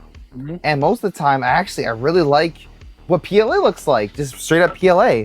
I love this. This is good. Like this matte texture kind of finish, a little bit glossy. I love it. Yeah, I think I'm with you on that one. I don't print a lot of silk stuff because if you change speeds for the different walls and stuff, you end up getting lines through your silk, and so it's not a consistent sheen on your entire part. So either you have to make sure that everything on the outer wall is printed all at the same speed, or you're going to end up with striping across the whole model, and it can ruin the entire thing. For something like your pregnant elephant, it's fine, but no. Stuff. I'm a believer that every single print should be as high quality as possible, right? Filament is limited, and printing something fast just to have it, that's not, that defeats the whole purpose of 3D printing. Everything you print should be as high quality as possible. So, question is, how do you tune your printers to get good print quality, or do you even bother? How do I tune them? So if it's something I'm hand building, well, I start with the mechanical side of things just to make sure things are moving correctly, nothing is binding and stuff like that. You can learn about all that just by doing shake tune. So if you start with shake tune, start at the beginning with belt tension, go all the way through input shaping and pressure advance, then you'll have a good idea of mechanically how healthy your machine is. That's where you should start if you're building it. And then you move on to slicer stuff. The Orca built-in calibration tools work well for me. It makes it very simple and easy. They have an entire GitHub that explains what each one does, and it kind of walks you through step by step. So that's the process I use. I don't have my own test models that I print necessarily and things like that. I will print a functional part to see if it is accurate in the functional space that I need it to fit. And that's kind of my testing process. But if it's something that you're going to buy off the shelf that has its own profiles and all that, you can skip all the mechanical health and just go straight to the Orca slicer tuning or whatever they provide to you and tune with the basic tools like flow rate, temperature towers, pressure advance, and things like that. Do you find yourself using more of the stock profile or immediately changing half the settings? I immediately change things. I can't leave well enough alone. Even profiles that you can find online and other places, I still need to go back and either verify that it works on my particular machine, or do I need to change a thing based on preference? All right. One of the things we talked about was the silk, right? If some of these profiles you find are too fast, when you're printing silk, it's not going to look great. So print something that you think you would normally print. And if it looks great, then you're good to go. If not, you got more work to do. What is the number one thing that you change for like any profile? Pressure advance, for sure. Pressure advance? Yeah, definitely. I mean, obviously temperature, right, and cooling is up there. I thought that was too easy to say. But after the very, very obvious things, like your print looks melty, it's probably too hot. Yeah, pressure advance. It's something that I feel like not people really know about. But if you're unaware, corners. Your print has corners, and your printer is moving and has to stop to like go around a corner. And usually it'll extrude too much filament, so the firmware gradually decreases the amount of filament and then accelerates the amount of filament, and that's called pressure advance. Stock bamboo profiles have pretty aggressive speeds, which reduces the amount of pressure advance needed, but the second you slow it down, you have like bulging on the corners and stuff won't like slide. So that's actually, it's a really good answer. Obviously the correct answer is changing from grid infill, right? Because grid is gross. Right. Grid is gross. Right. Well, what is your preferred infill? What is your preferred infill? If grid is gross, if grid is gross, then what is good? Literally anything that's not grid. Anything else? Okay. Concentric. Got it. Yeah, sure. Concentric. I'll take it. I'll take it. No, if I'm doing decorative stuff like your blue elephant there, I would probably go with lightning on that just to save on infill and just up the walls to like 3. That way I could slow down the outer wall and not lose a lot of time. But if it's something that I need, again, I do a lot of functional stuff. I typically like crosshatch for something like that. Yeah, crosshatch works pretty good for me. That's my default setting now. Yeah. I'm crosshatch, gyroids. And I'm also a huge fan, and Zombie was making fun of me the other stream. For my bottom surface pattern, I absolutely love doing Archimedean chords, especially when you're doing something like when you're doing something like a vase or whatever. It's fun, right? And also, fun. Have you done that on those like holographic sheets yet? Yeah, that's what that one is. It by 10. Yeah. It's gorgeous, yeah. So have fun. Have fun with it. My take on that, my personal take, is on a model like this. It doesn't really matter. Like a model that's gonna sit. That's gonna sit. That's my take. That's my take. I like to see it. Mine. I know that's your take. I'd rather have that really good bed adhesion, knowing the thing is gonna work out well. I have done so many models on holographic sheets, including maker chips, right? Mm-hmm. Have you done flat forge? I was one of the first people to print a flat forge, actually. Here's a double-sided flat forge. Like on a holographic sheet. Is that can you see it? No, not really. It's hard to see. Yeah, it's hard to see, but it's on like one of those effect sheets. Yeah, it's on an effect sheet. You got to get there. Oh, there it is. There it is. Yeah, you can kind of get it. The color doesn't really lend to showing it off. Yeah. Yeah, it's really light, but I mean, it works out good. It's pretty fun to have a smooth sheet. Yeah, that's a man. Good I gotta use actually like relearn HueForge all over again from scratch, and then flat forge all the things. I want to do like a big something. I found a model somewhere that's like a frame for flat forges or HueForges, so you can print multiple. It's for Huge Forge. Yep. Yes, I love the names. So it's a frame. It's a frame for Huge Forge. And it's just, it'd be amazing to print off like a really big, imagine like on a H2S, H2D, really, really big ×4 ×6 frame. That's poster size. Yeah. Oh, that's fun. See, that's fun. It's weird. It's so weird to print pictures, but it's fun. Yeah. But I love it. I'm with you. Sorry, go ahead. I was going to say, someone messaged me and they're like, have you heard of HueForge? Blah, blah, blah. And it's really funny because we've been doing this for so long. I was like, okay, actually, here's 2 videos of interviews that we've done with Steve from HueForge. We were like, Zee and Zed were the first people to interview Steve about HueForge. So yeah, it's having the, like, not being in the hobby for what? We're entering our 4th year, Austin, you and I? Yeah. That'd be 4 years pretty soon. Yeah, but we've done so much already. It's kind of fun. Yeah, I was very lucky. I was playing around with HueForge earlier in the week, I guess last week at this point, and I was just really struggling with it because I haven't used it in about 1.5 years, and they've made a ton of updates and a lot of new features in there. There's a bunch of shortcuts that are new and things like that, and I was just really lost. And just it has so happened that Neokoi just messaged me and I was like, hey dude, can you help me for like 2 minutes? And he was so cool about it. He gave me 90 minutes of time. And so we just sat there on Discord and created an entire HueForge in real time on Discord. That way I could learn and he could teach me by doing. Super cool guy. And I'm so thankful that this community is that way, where we can just come together and share information, and somebody's going to spend 90 minutes with you on a call without really ever talking to you in person before. And so it really invigorated me again on trying to get back into HueForge and using that.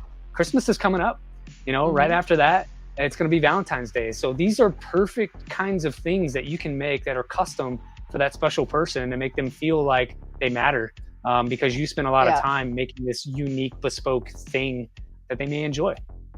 And for the people that are always like, oh, I don't know what to print, you can make something to print. You can find something to print. Yeah, but it's a whole infinite options. Infinite. So you said that you started streaming. It'll be 1 year in January. Prior to that, what was your first event that you attended? It was probably Rocky Mountain last year. Okay. In 24. Yeah, I didn't get to meet you. I met you this year. And I met Zombie this year. But last year, no, it was so packed. It was my very first maker event. And it was a great time. So I had to go back. That's starting off with a pretty high standard. Yeah, and I think what a lot of people don't understand is like actually being, if you have any way to attend an event, get to an event. The other thing is if you know that there's at least 1 or 2 or 3 other people in your area, get together with people. The human element, we are creatures of the internet, but the human element of connecting and sharing resources and all those things, it really does, it changes things. It absolutely does. It does. And I think that's where you learn people's real names for the first time. which is always a fun conversation. Like, oh yeah, my name's Bob or Steve. Like, Yeah, and oh, like, okay. I'm never gonna remember that. I'm never gonna remember that. But What's your Discord nice to. name? Yeah, right. Oh, Killa Prints. Oh, okay, all right. Yeah. Well, yeah, that's the other thing is people come up and introduce themselves. I like, hi, I'm George, and it's like, hi, George, Okay. and they're like, hi. no, it's my name's K2 Kevin, right? That's Kevin's real name, George. Yeah. No way. Yeah, that's it. No way. Killa says Killa is Killa. It's true. Fix him, dude. He's not Mike. He's Fix him, dude. Yeah. He'll always be Fix him, dude to me. So. Yeah, and Tulsa says I'm to me like, just I'm Tulsa. Yeah, I like that. The funny thing is I spent all weekend with Killa and Jeremy at this last Rocky Mountain, and they still don't know my real name. Wow. Mysteries. Wow. Not that I wouldn't tell, just I don't know. You know it's not a mystery. What's that? Polymaker Filament. Hey. Oh, there are some mysteries, but yes, Kevin says I'm no George. Not that something's wrong with George. Wow. Yeah, definitely nothing exciting from Polymaker coming out. No, definitely not. Okay.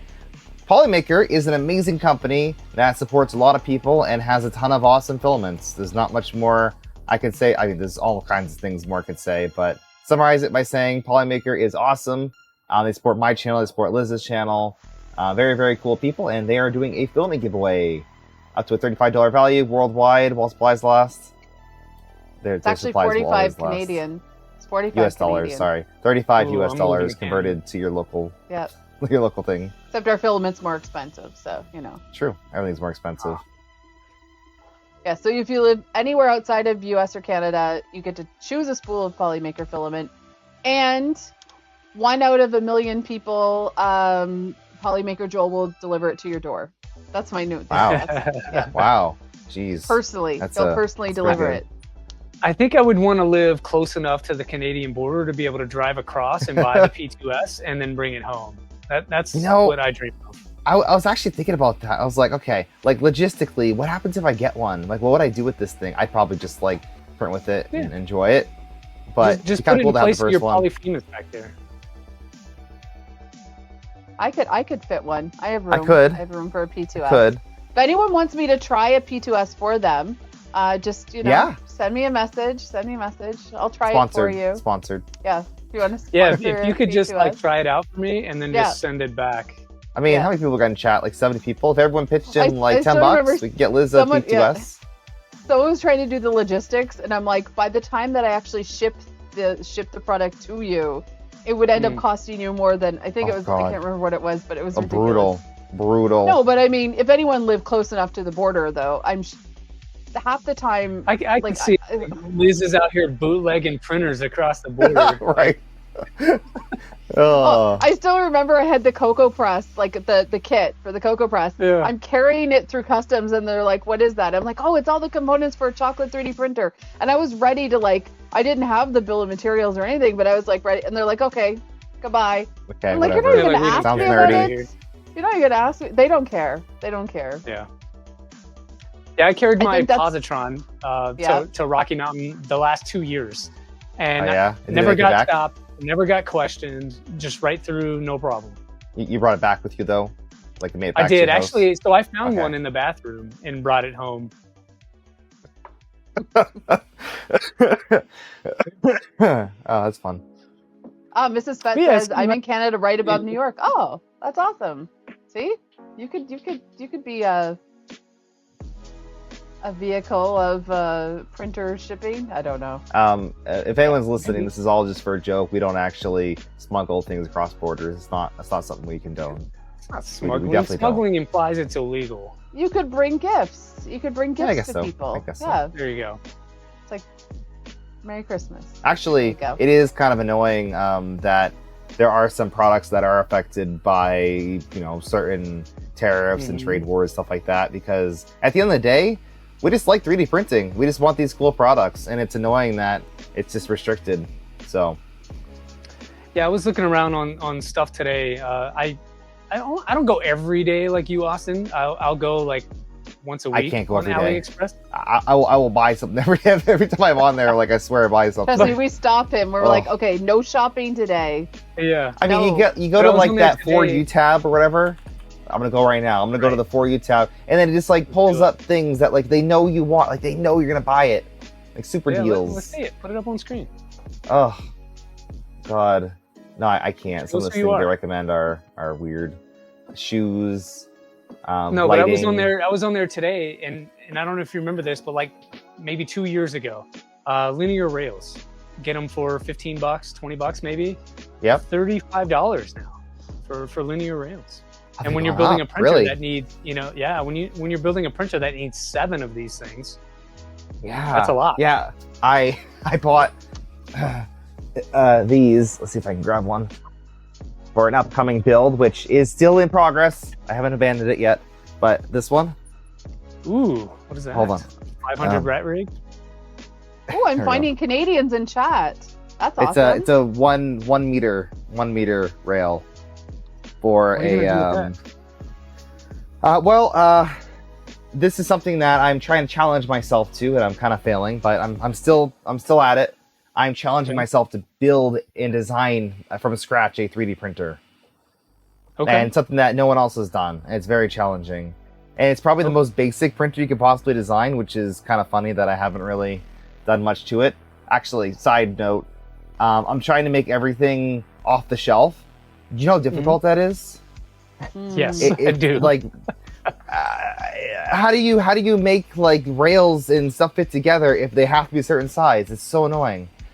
Anyway, I'm designing a portal printer, and I have most of the CAD done for it, except for all the motion components, and that's like the whole entire CAD. Printer? My friend, a portal printer is out of reach. Oh, there's my scraper. Look for that Big Tree Tech scraper thing. Oh, yeah. A portal not printer personalized, though. Not personalized like Kevin. Is where the bed is stationary, like a 2.4, and your entire gantry moves back and forth.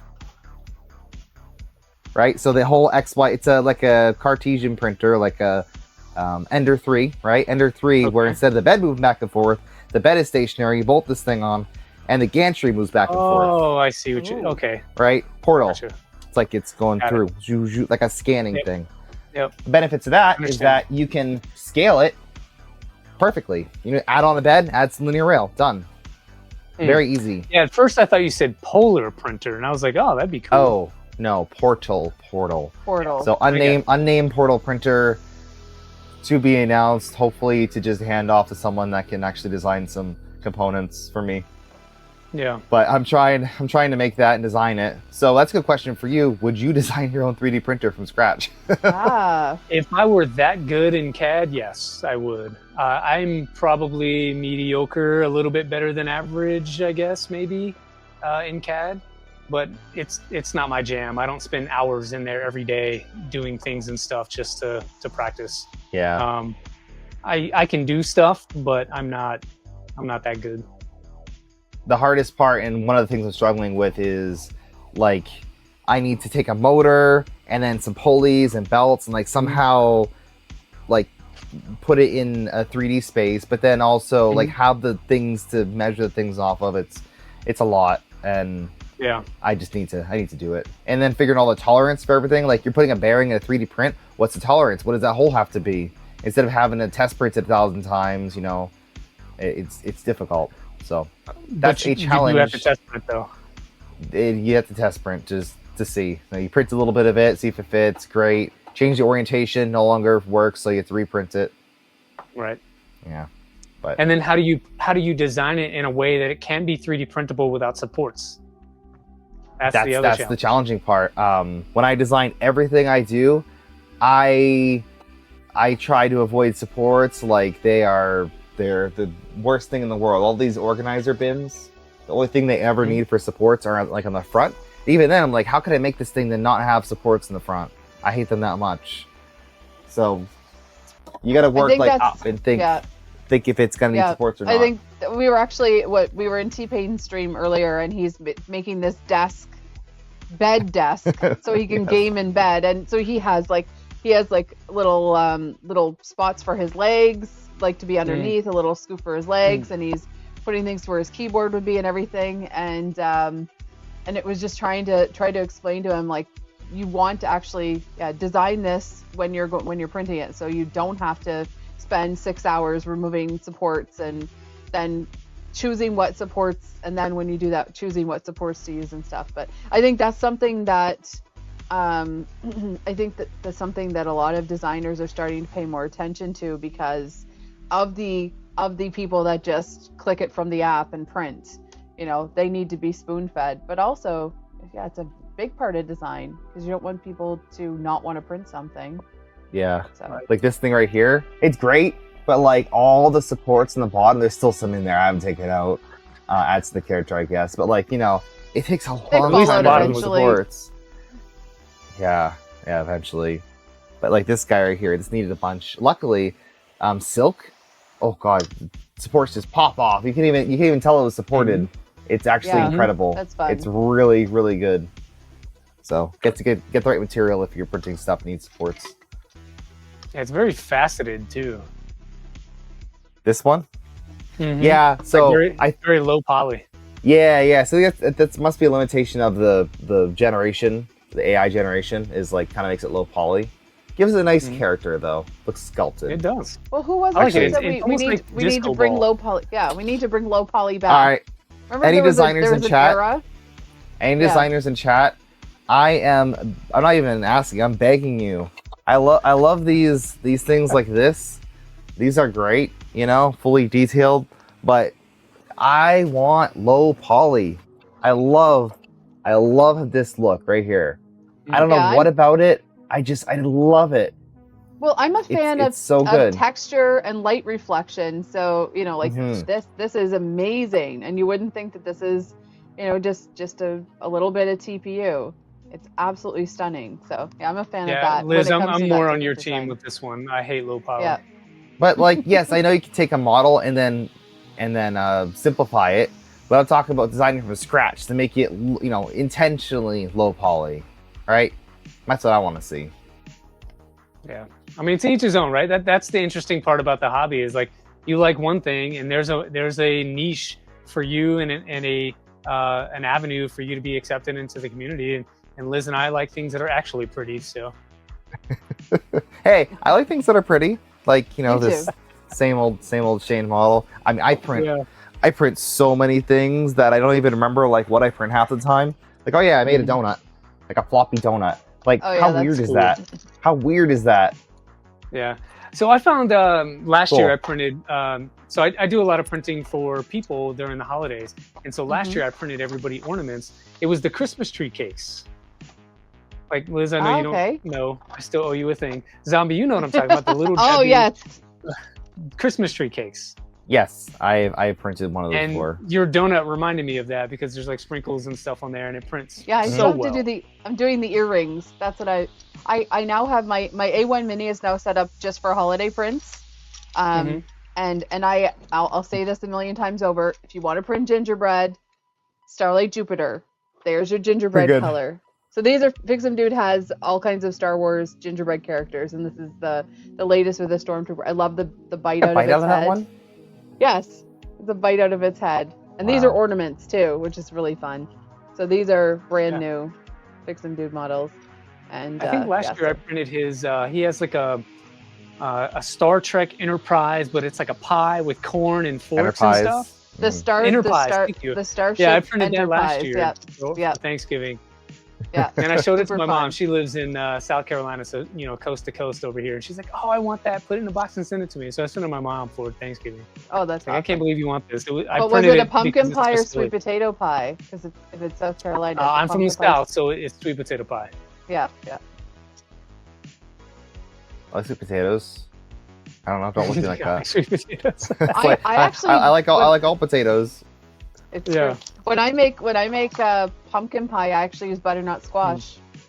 Oh, I love butternut squash. Yeah, butternut squash is so much easier to manage. I love being an adult and like getting to like eat things that are. See, we're talking about food. I'm telling you, it always comes down to food. You can put enough sugar on anything and make a pie out of it. That's true. Yeah, probably. That's true. Probably. But You can't put Pumpkin enough is sugar. overrated, Little John. It's Coating how good Polymaker Filament is. Yeah, and if we are you are going to looking do for the holiday filament colors, draw. Hedgehog We're gonna makes do that filament Galaxy draw in a few Red, minutes here. Starlight Jupiter. Get yourself some. There you go. Yeah. We've got the colors Adding for that you. to the list. I tried, guys. I tried. We are gonna close the giveaway in a minute here. Wow, we've been on for quite a while. We didn't even set a time limit, did we? You didn't. No, you were just like, hey, show up. And so. Well, you said they're like an hour. Like, hey, I'll be here. Well, I'll be I here. know the I gotta Killa leave. I definitely know that Killa Prints has a bedtime, which I appreciate. Actually, both of you have you're very good with routine. Zombie has like a cutoff of 5 o'clock, and from 5 until like 9:30 or 10 o'clock, that's strict family time, and I totally respect it. I wish I respected myself enough to do that sometimes, because it's like we respect you enough. Yeah. No, but I think it's fantastic that you do that. For me, my mornings are my mornings. That's my thing. My mornings are for me. Yeah, same. And apparently I'm gonna be shoveling snow. It's a good workout. Yeah. Numeric just said there's a lot of snow. I didn't look outside, so. Oh no. It's raining. It was raining. I left my tires. I swapped out tires in my car. I left them out. Because I thought I'd just put them out in tomorrow, and then it rained, and then the water collects inside of the tires, and you can't shake them out because the tires are beveled No, Fern Dog said ew mornings. Okay, my little life hack is mornings are fantastic, evenings are great, afternoons nap. I'm a pro napper, so. Yeah, I've actually had to start taking occasional naps because my kid forces me to wake up and put him on the bus or something like that. Like, can't you put yourself on the bus? You're 5. Jeez, kids. Use your legs, kid. Jeez. Yeah, but your kid would probably try to put on chocolate bars. No, you need to make sure. You have wearing to shorts the in the middle of child. winter like he's from Maine. All right, filament giveaway time. I am closing this giveaway. Ooh. Before we get too derailed and talk about snow, and then snow prints, and then functional RC 3D prints for snow. Yeah, Daddy Wadgy says, get a job, kid. You're 5. Yeah, go in the mines. Yeah. Isn't that what we do? Right. Oh, wait, not here. Build a printer. They have little hands. You could teach them how to build printers. Yeah, I should have my kid help me with a printer one of these days. Well, he's good at Lego. I think he'd be very good. Run the belts. Yeah. Get him to run belt. I'm sure he could. Those little fingers. Oh, yeah, God. That's what I'm saying. Like these little stock Voron idlers. Oof. There you go, kid. All you. So you mentioned that your daughters like you to print things. So are your daughters interested in 3D printing? Not in the sense that they want to build their own printers and get into it like that. They are just more interested in me printing things for them. That's really what it comes down to. So for Halloween, actually, I printed my older one, my 15-year-old, needed like a halo of some sort. She was some anime character that I don't understand. So I had to make a halo for that. And then she needed like a dagger. So we made those parts. And then my younger one was the K-pop hunter thing, whatever the name is. And so she needed a sword for that. Yes, the cat. The derpy cat. Okay, the derpy cat doesn't have eyes yet. My derpy cat doesn't have eyes yet, but I think this is a successful color scheme. Yes. It's the Polymaker Ice Gradient, the HTPLA, and then Galaxy Dark Blue, because I thought I don't want to go with black. I think because I looked at I've never actually watched it, but I saw that it was kind of ethereal colored. It's a good movie. And then for the eyes, I think what I'm going to do is I have a tricolor silk that's gold, red, and blue maybe, and I think that will look really. I'm going to see how it looks for the eyes. So it is an eyeless cat right now, but I think the color scheme turned out really well. So I printed a bunch of those. Oh, that's really cool. Congratulations, Critter42 on the Polymaker draw. Ooh, congratulations, Critter42. Sorry for the delayed conversations just come and go.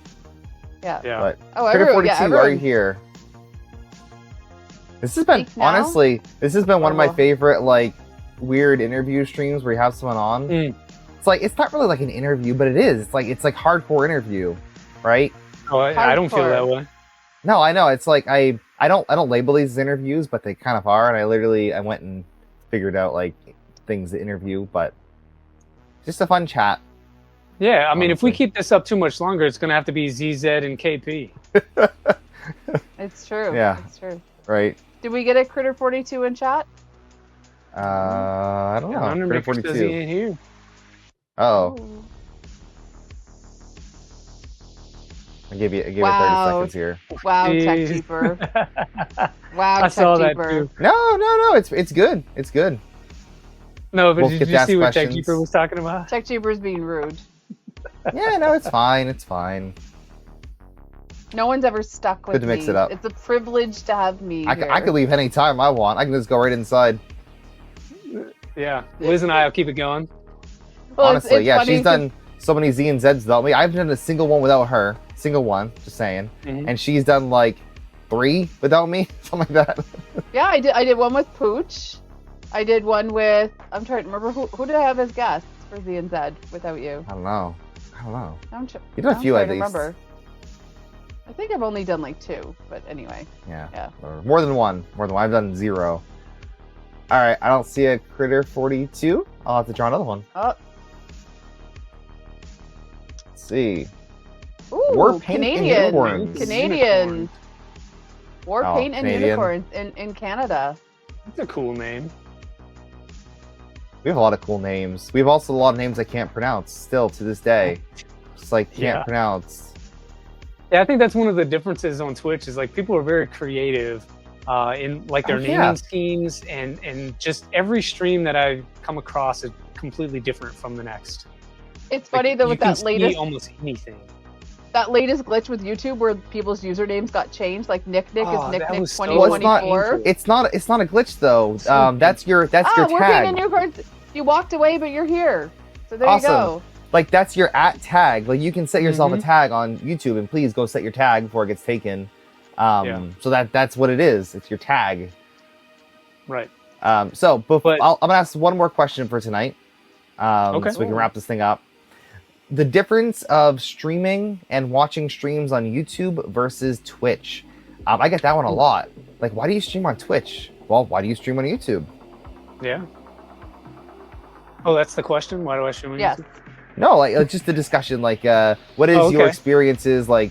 Like, how do you feel about streaming on Twitch and watching Twitch streams versus YouTube? There's no right answer for this either. Yeah. It's weird because I don't have a frame of reference to measure against for what it would be like to stream on Twitch. I haven't done that yet officially, so maybe I need to at some point. But YouTube is a lot harder than I thought it was. I thought I could just turn the camera on, have some banter, go back and forth, and be able to, I don't know, sort of be entertaining, for lack of a better description. But there's a lot more to it than that.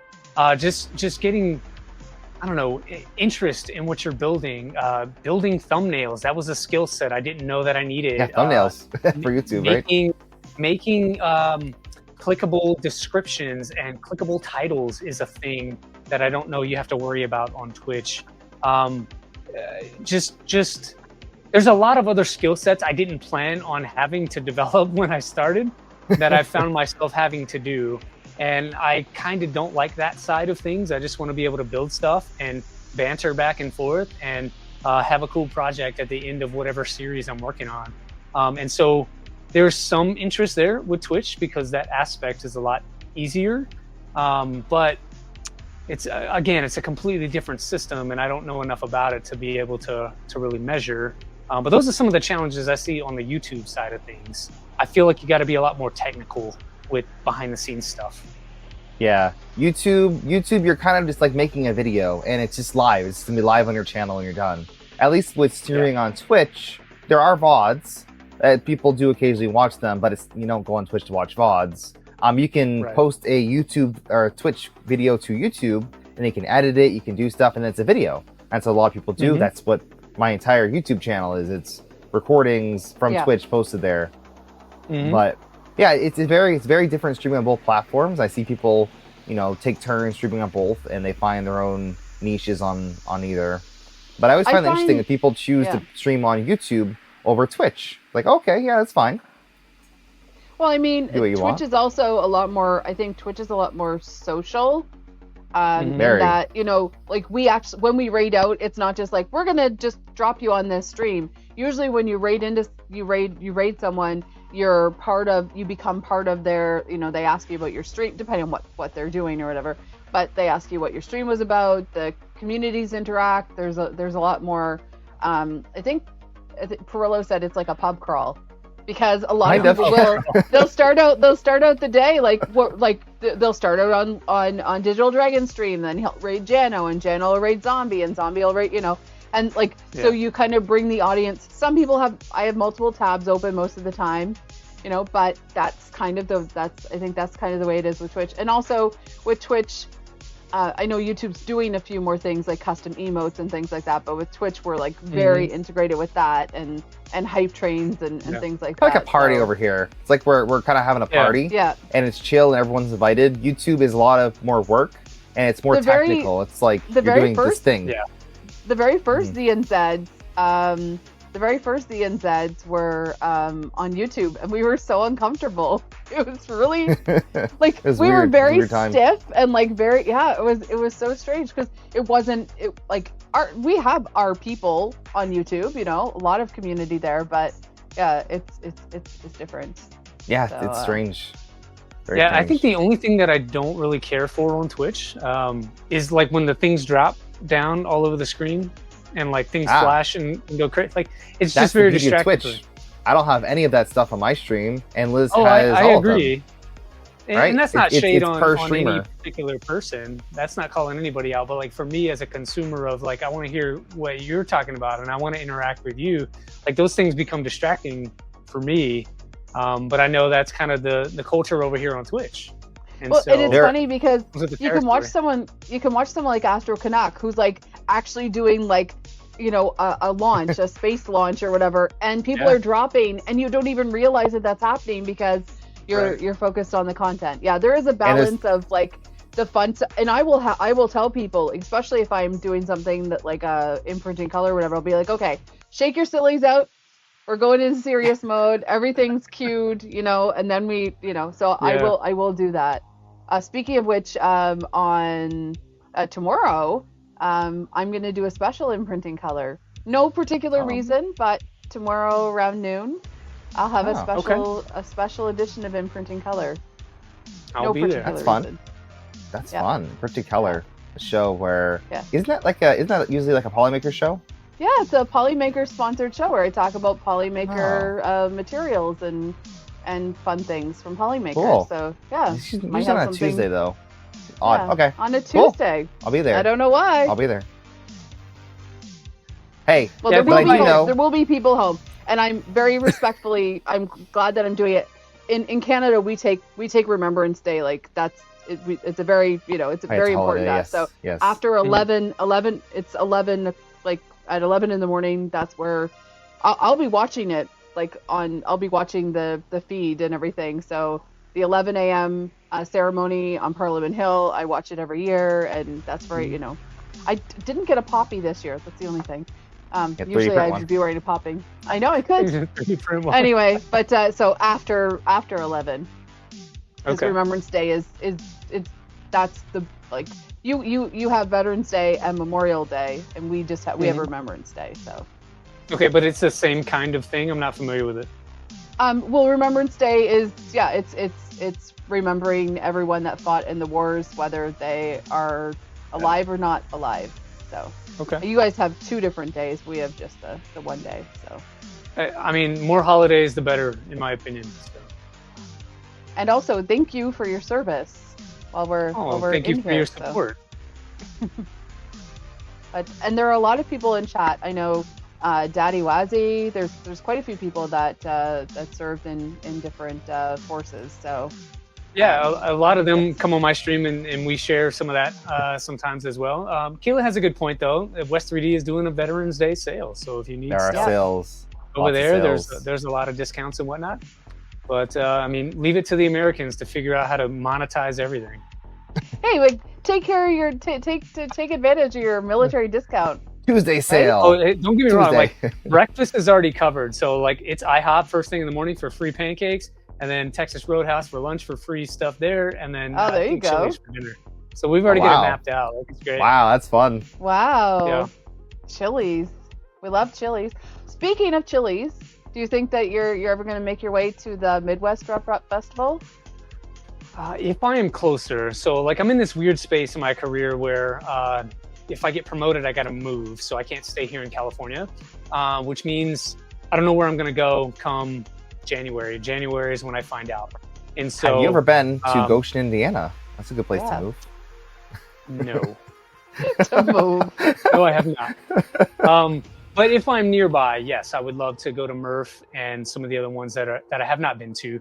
My favorite is still Rocky Mountain. I also really like Vice. I got to go to Reno last year. I missed out on Portland this year just because of the schedule. But Vice was really cool. Rocky Mountain's really cool. But I want to compare that to, Earth. It'll always be Earth to me. And Murph. We still need something in the South, though. I tell you that. Well, there's they're going to have like the Texas event. The Texas one, yeah, but it's like in the middle of gross August, though. Yeah. But at least gonna have it like in January or February. That's the only good time to go to Texas.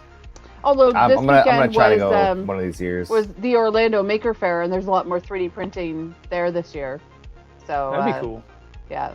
I was very jealous. Everywhere. It's crazy. I was very jealous because Joel said County Maker Faire. Yeah, Orange County. Yeah. So there are events, and the thing is, Boston, CP Geek. Well, CP Geek this year Rapid will be in Boston, so you can definitely get free tickets to that. Anyone that's looking to go to Formnext, there are free tickets from a bunch of companies. If you take a look on Twitter, if anyone's in that area, Yeah, free tickets. That's in Germany, right? This year? I'm trying to remember. I thought Formnext was Germany. Yeah, that's the one in Germany. But there are free tickets for anyone that wants to attend those events. I'd love to. Just like I gotta get there. Yeah. I need a free plane ticket. The plane ticket. You give away those? I'll take one of those. Yeah. I'll pay for the hotel. Just need the plane ticket. Hotels get expensive. Yeah. That's true. I don't know. We're back for that. So the next event that you'll be at, will you be at Rocky Mountain? I think so. The plan right now is to go. If there's something else that's kind of nearby in LA area, I'm about 2 hours from LA. So if there's anything around there, maybe I go to that. But right now it looks like Rocky Mountain is the next big thing on the schedule. Awesome. Now, before we head off, I don't think you actually gave us a good introduction of like where you can find your stuff and all of your things. I know people usually leave that to the end, but like I want to get that right out of the way at the beginning. Like, where can we find your stuff so we can look at your stuff while we do this thing? So, better late than never. What's your name? What do you do? Where can you find your stuff? My real name is Joseph. My stage name is Killa Prints. And you can find all of my stuff at killaprints.com. It says it there on the screen.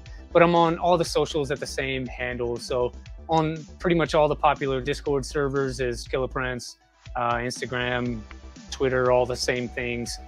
Killa Prints everywhere. You'll find me. And then I also have a Discord server that I'm trying to get started, but it's one of those things like when you have every other server, like it just becomes another place. So hey, great for notifications though. I find out when you post videos. It's good for notifications. Yeah.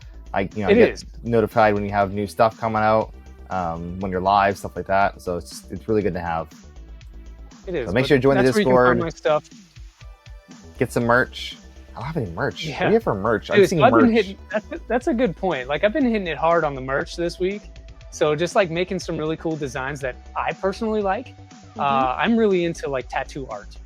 And so I really like Irizumi, like the Japanese style. I really like like geometric type things. And so I kind of designed some of my merch to align with that. Still a work in progress, but we're getting there. Also, new school fourth design, wall for that? very graffiti type stuff. Oh, fourth fun. wall, yes. Yeah. I just had a meeting with Fourth Wall this morning, so talking about some of the stuff. They've got some really interesting things coming up, which will be actually useful for those of us that stream, like to not just discounts for the community, but some really interesting things. And also, the newest thing is if someone purchases your merch, you can do a customized postcard that goes in with the purchase. Cool. It works for some of the merch. So I think it takes a quarter out of your profit, like 25 cents out of your profit, but it's a customized, like that could be a collectible in itself, a little postcard. So interesting. Yeah, it's kind of fun. Yeah. Yeah. So the merch is because I wanted some stuff. I wear everybody else's stuff, right? Like I want some of my own stuff to wear. So I figured I would make a store. Actually, my wife in there is the one that was like, "Hey, you need to do this." She's the reason I do anything because she tells me to. I'm smart enough to listen. I feel that. Yeah. And I definitely don't listen. have a wife, so I have There's to tell still myself. hope. Not yet. There's always time. Yeah. Oh, Nick right. says, is it okay to call you Joseph? Oh. Sure. And Zombie, you'll remember that. You'll remember his name now, won't you? Yes. That's weird. Why? It's a name in his family, so. Yes. It's Okay. a family Okay. name. Family name. I was about to say, this is turning into like a serial killer movie or something. You guys are plotting on Yes. I know your name. Now I have all the information I You needed. just twisting your mustache. You're the one with Killa in your name, so what are you calling us? I'm Pez. so I'm that- Pez. It's very innocent. Yeah. So tell us the story. Like, why PEZLIZ? We've got a minute and a half left. Yeah. I was at Likes Pez. Yeah. Wow, Austin. We know I'm the just zombie sandbagging hedgehog zombie story. over here on purpose. No, I was at summer camp and we were playing this game called Fruit Bowl, where you're supposed to say like, "My name is Liz and I love lemons," to associate like a fruit or a vegetable with your name. And we went through and like everyone named with an E or an L name had used like eggplant and lemons and whatever. And I said, "My name is Liz and I like pomegranates." And they're like, "Piz?" Okay. And then that sounded inappropriate, and it was a church camp, so they called me Pez. And so PEZLIZ, the second that I got a Hotmail account in 1998, I was PEZLIZ, and I stuck with it. And it's really funny because one of my ex-boyfriends like, why would you ever call yourself PEZLIZ? It's the dumbest username ever. And I'm like, yeah, I'm PEZLIZ. PEZLIZ. Do you ever call that guy and be like, "Hey, I'm friends with T-Pain"? I definitely told him the last time I saw him. I'm like, yes, because he said, "What do you do now?" And I'm like, "In short, I am PEZLIZ." Wow. I think I said I found a niche hobby. I'm on a very small platform. I'm one of the only females, and I'm pretty good at what I do. So, in short, I am PEZLIZ. So. I love it. That should be a shirt. We're talking about fourth wall and everything. Like, you need an I am PEZLIZ shirt. We can all be PEZLIZs. And Austin's like, there you go. No. Zombie's like, no. We don't want that. We don't want that. No, I trying to end do the stream think, right now. We're not letting him. I know. I think I do want to do the click it though. Click it and see. We should make that. I bought a shirt. I collect shirts. Oh, thanks, man. Before I forget. Oh wow. Which one did you get? I'm curious.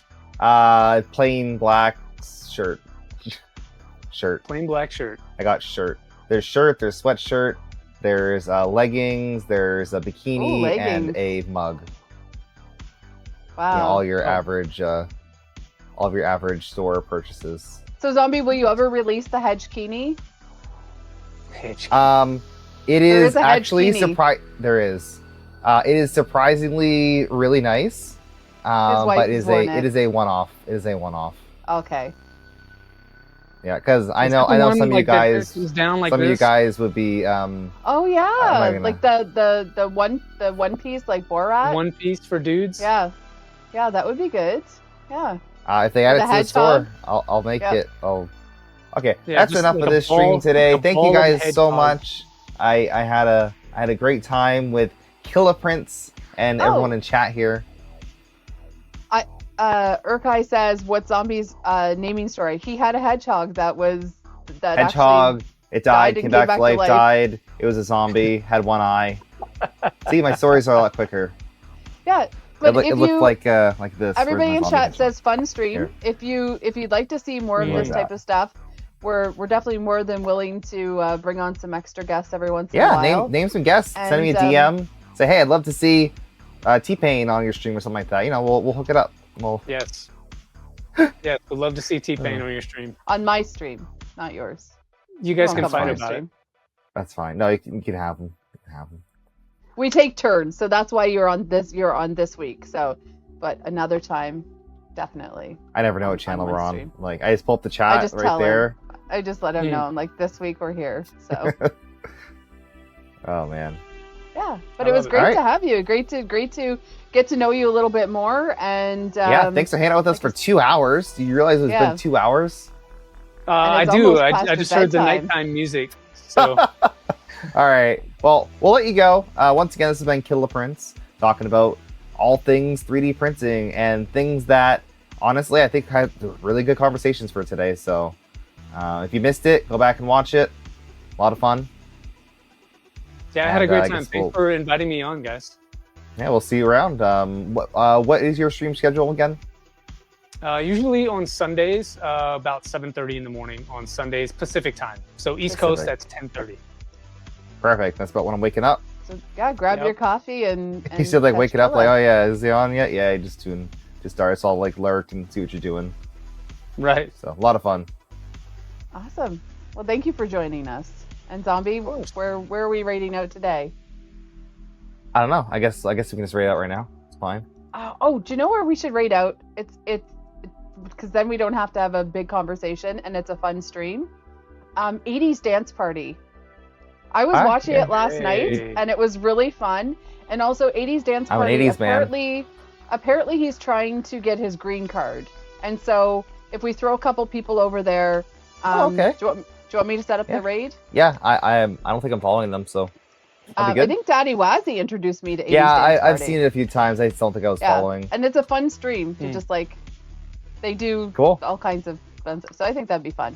So I'm gonna dance. I'm gonna dance. I got my Outrun shirt on. I'm ready to go. Yeah, there you go. Your Outrun But thank you so much for joining us, Joseph, Killa. You're welcome. Thanks for hanging out. Yeah, a lot of fun. And this has been Zee and Zed with Zombie Hedgehog, PEZLIZ, and Killa Prints. Merci beaucoup et à bientôt. Have a great start to your week, everybody. Keep making all kinds of awesome stuff. You finish it. And goodbye. Bye. You always gotta hold it for as awkwardly long as possible. Yes, and then Austin usually says, "Why didn't you do this? Why did you do that? Why are you still talking? Why'd you say these things?" Why do you say these she waits to like, all right, and then we're about to raid, so stay. And then it's like, where everyone's halfway across the world into the next. Don't forget special stream for me. Oh, we know we have hot mics. Yeah, she's special stream tomorrow. Tomorrow, tune in. Noon. Fighting, very important stuff. Fighting. We love hot mics. Hot mics, the hottest of mics. Wow. Vixen Dude is a hot mic. Wow, I can't even raid now. It's like Z and Zed after dark over here. Oh, don't you know? The two siblings that aren't siblings. There you go. That's true. All right. I have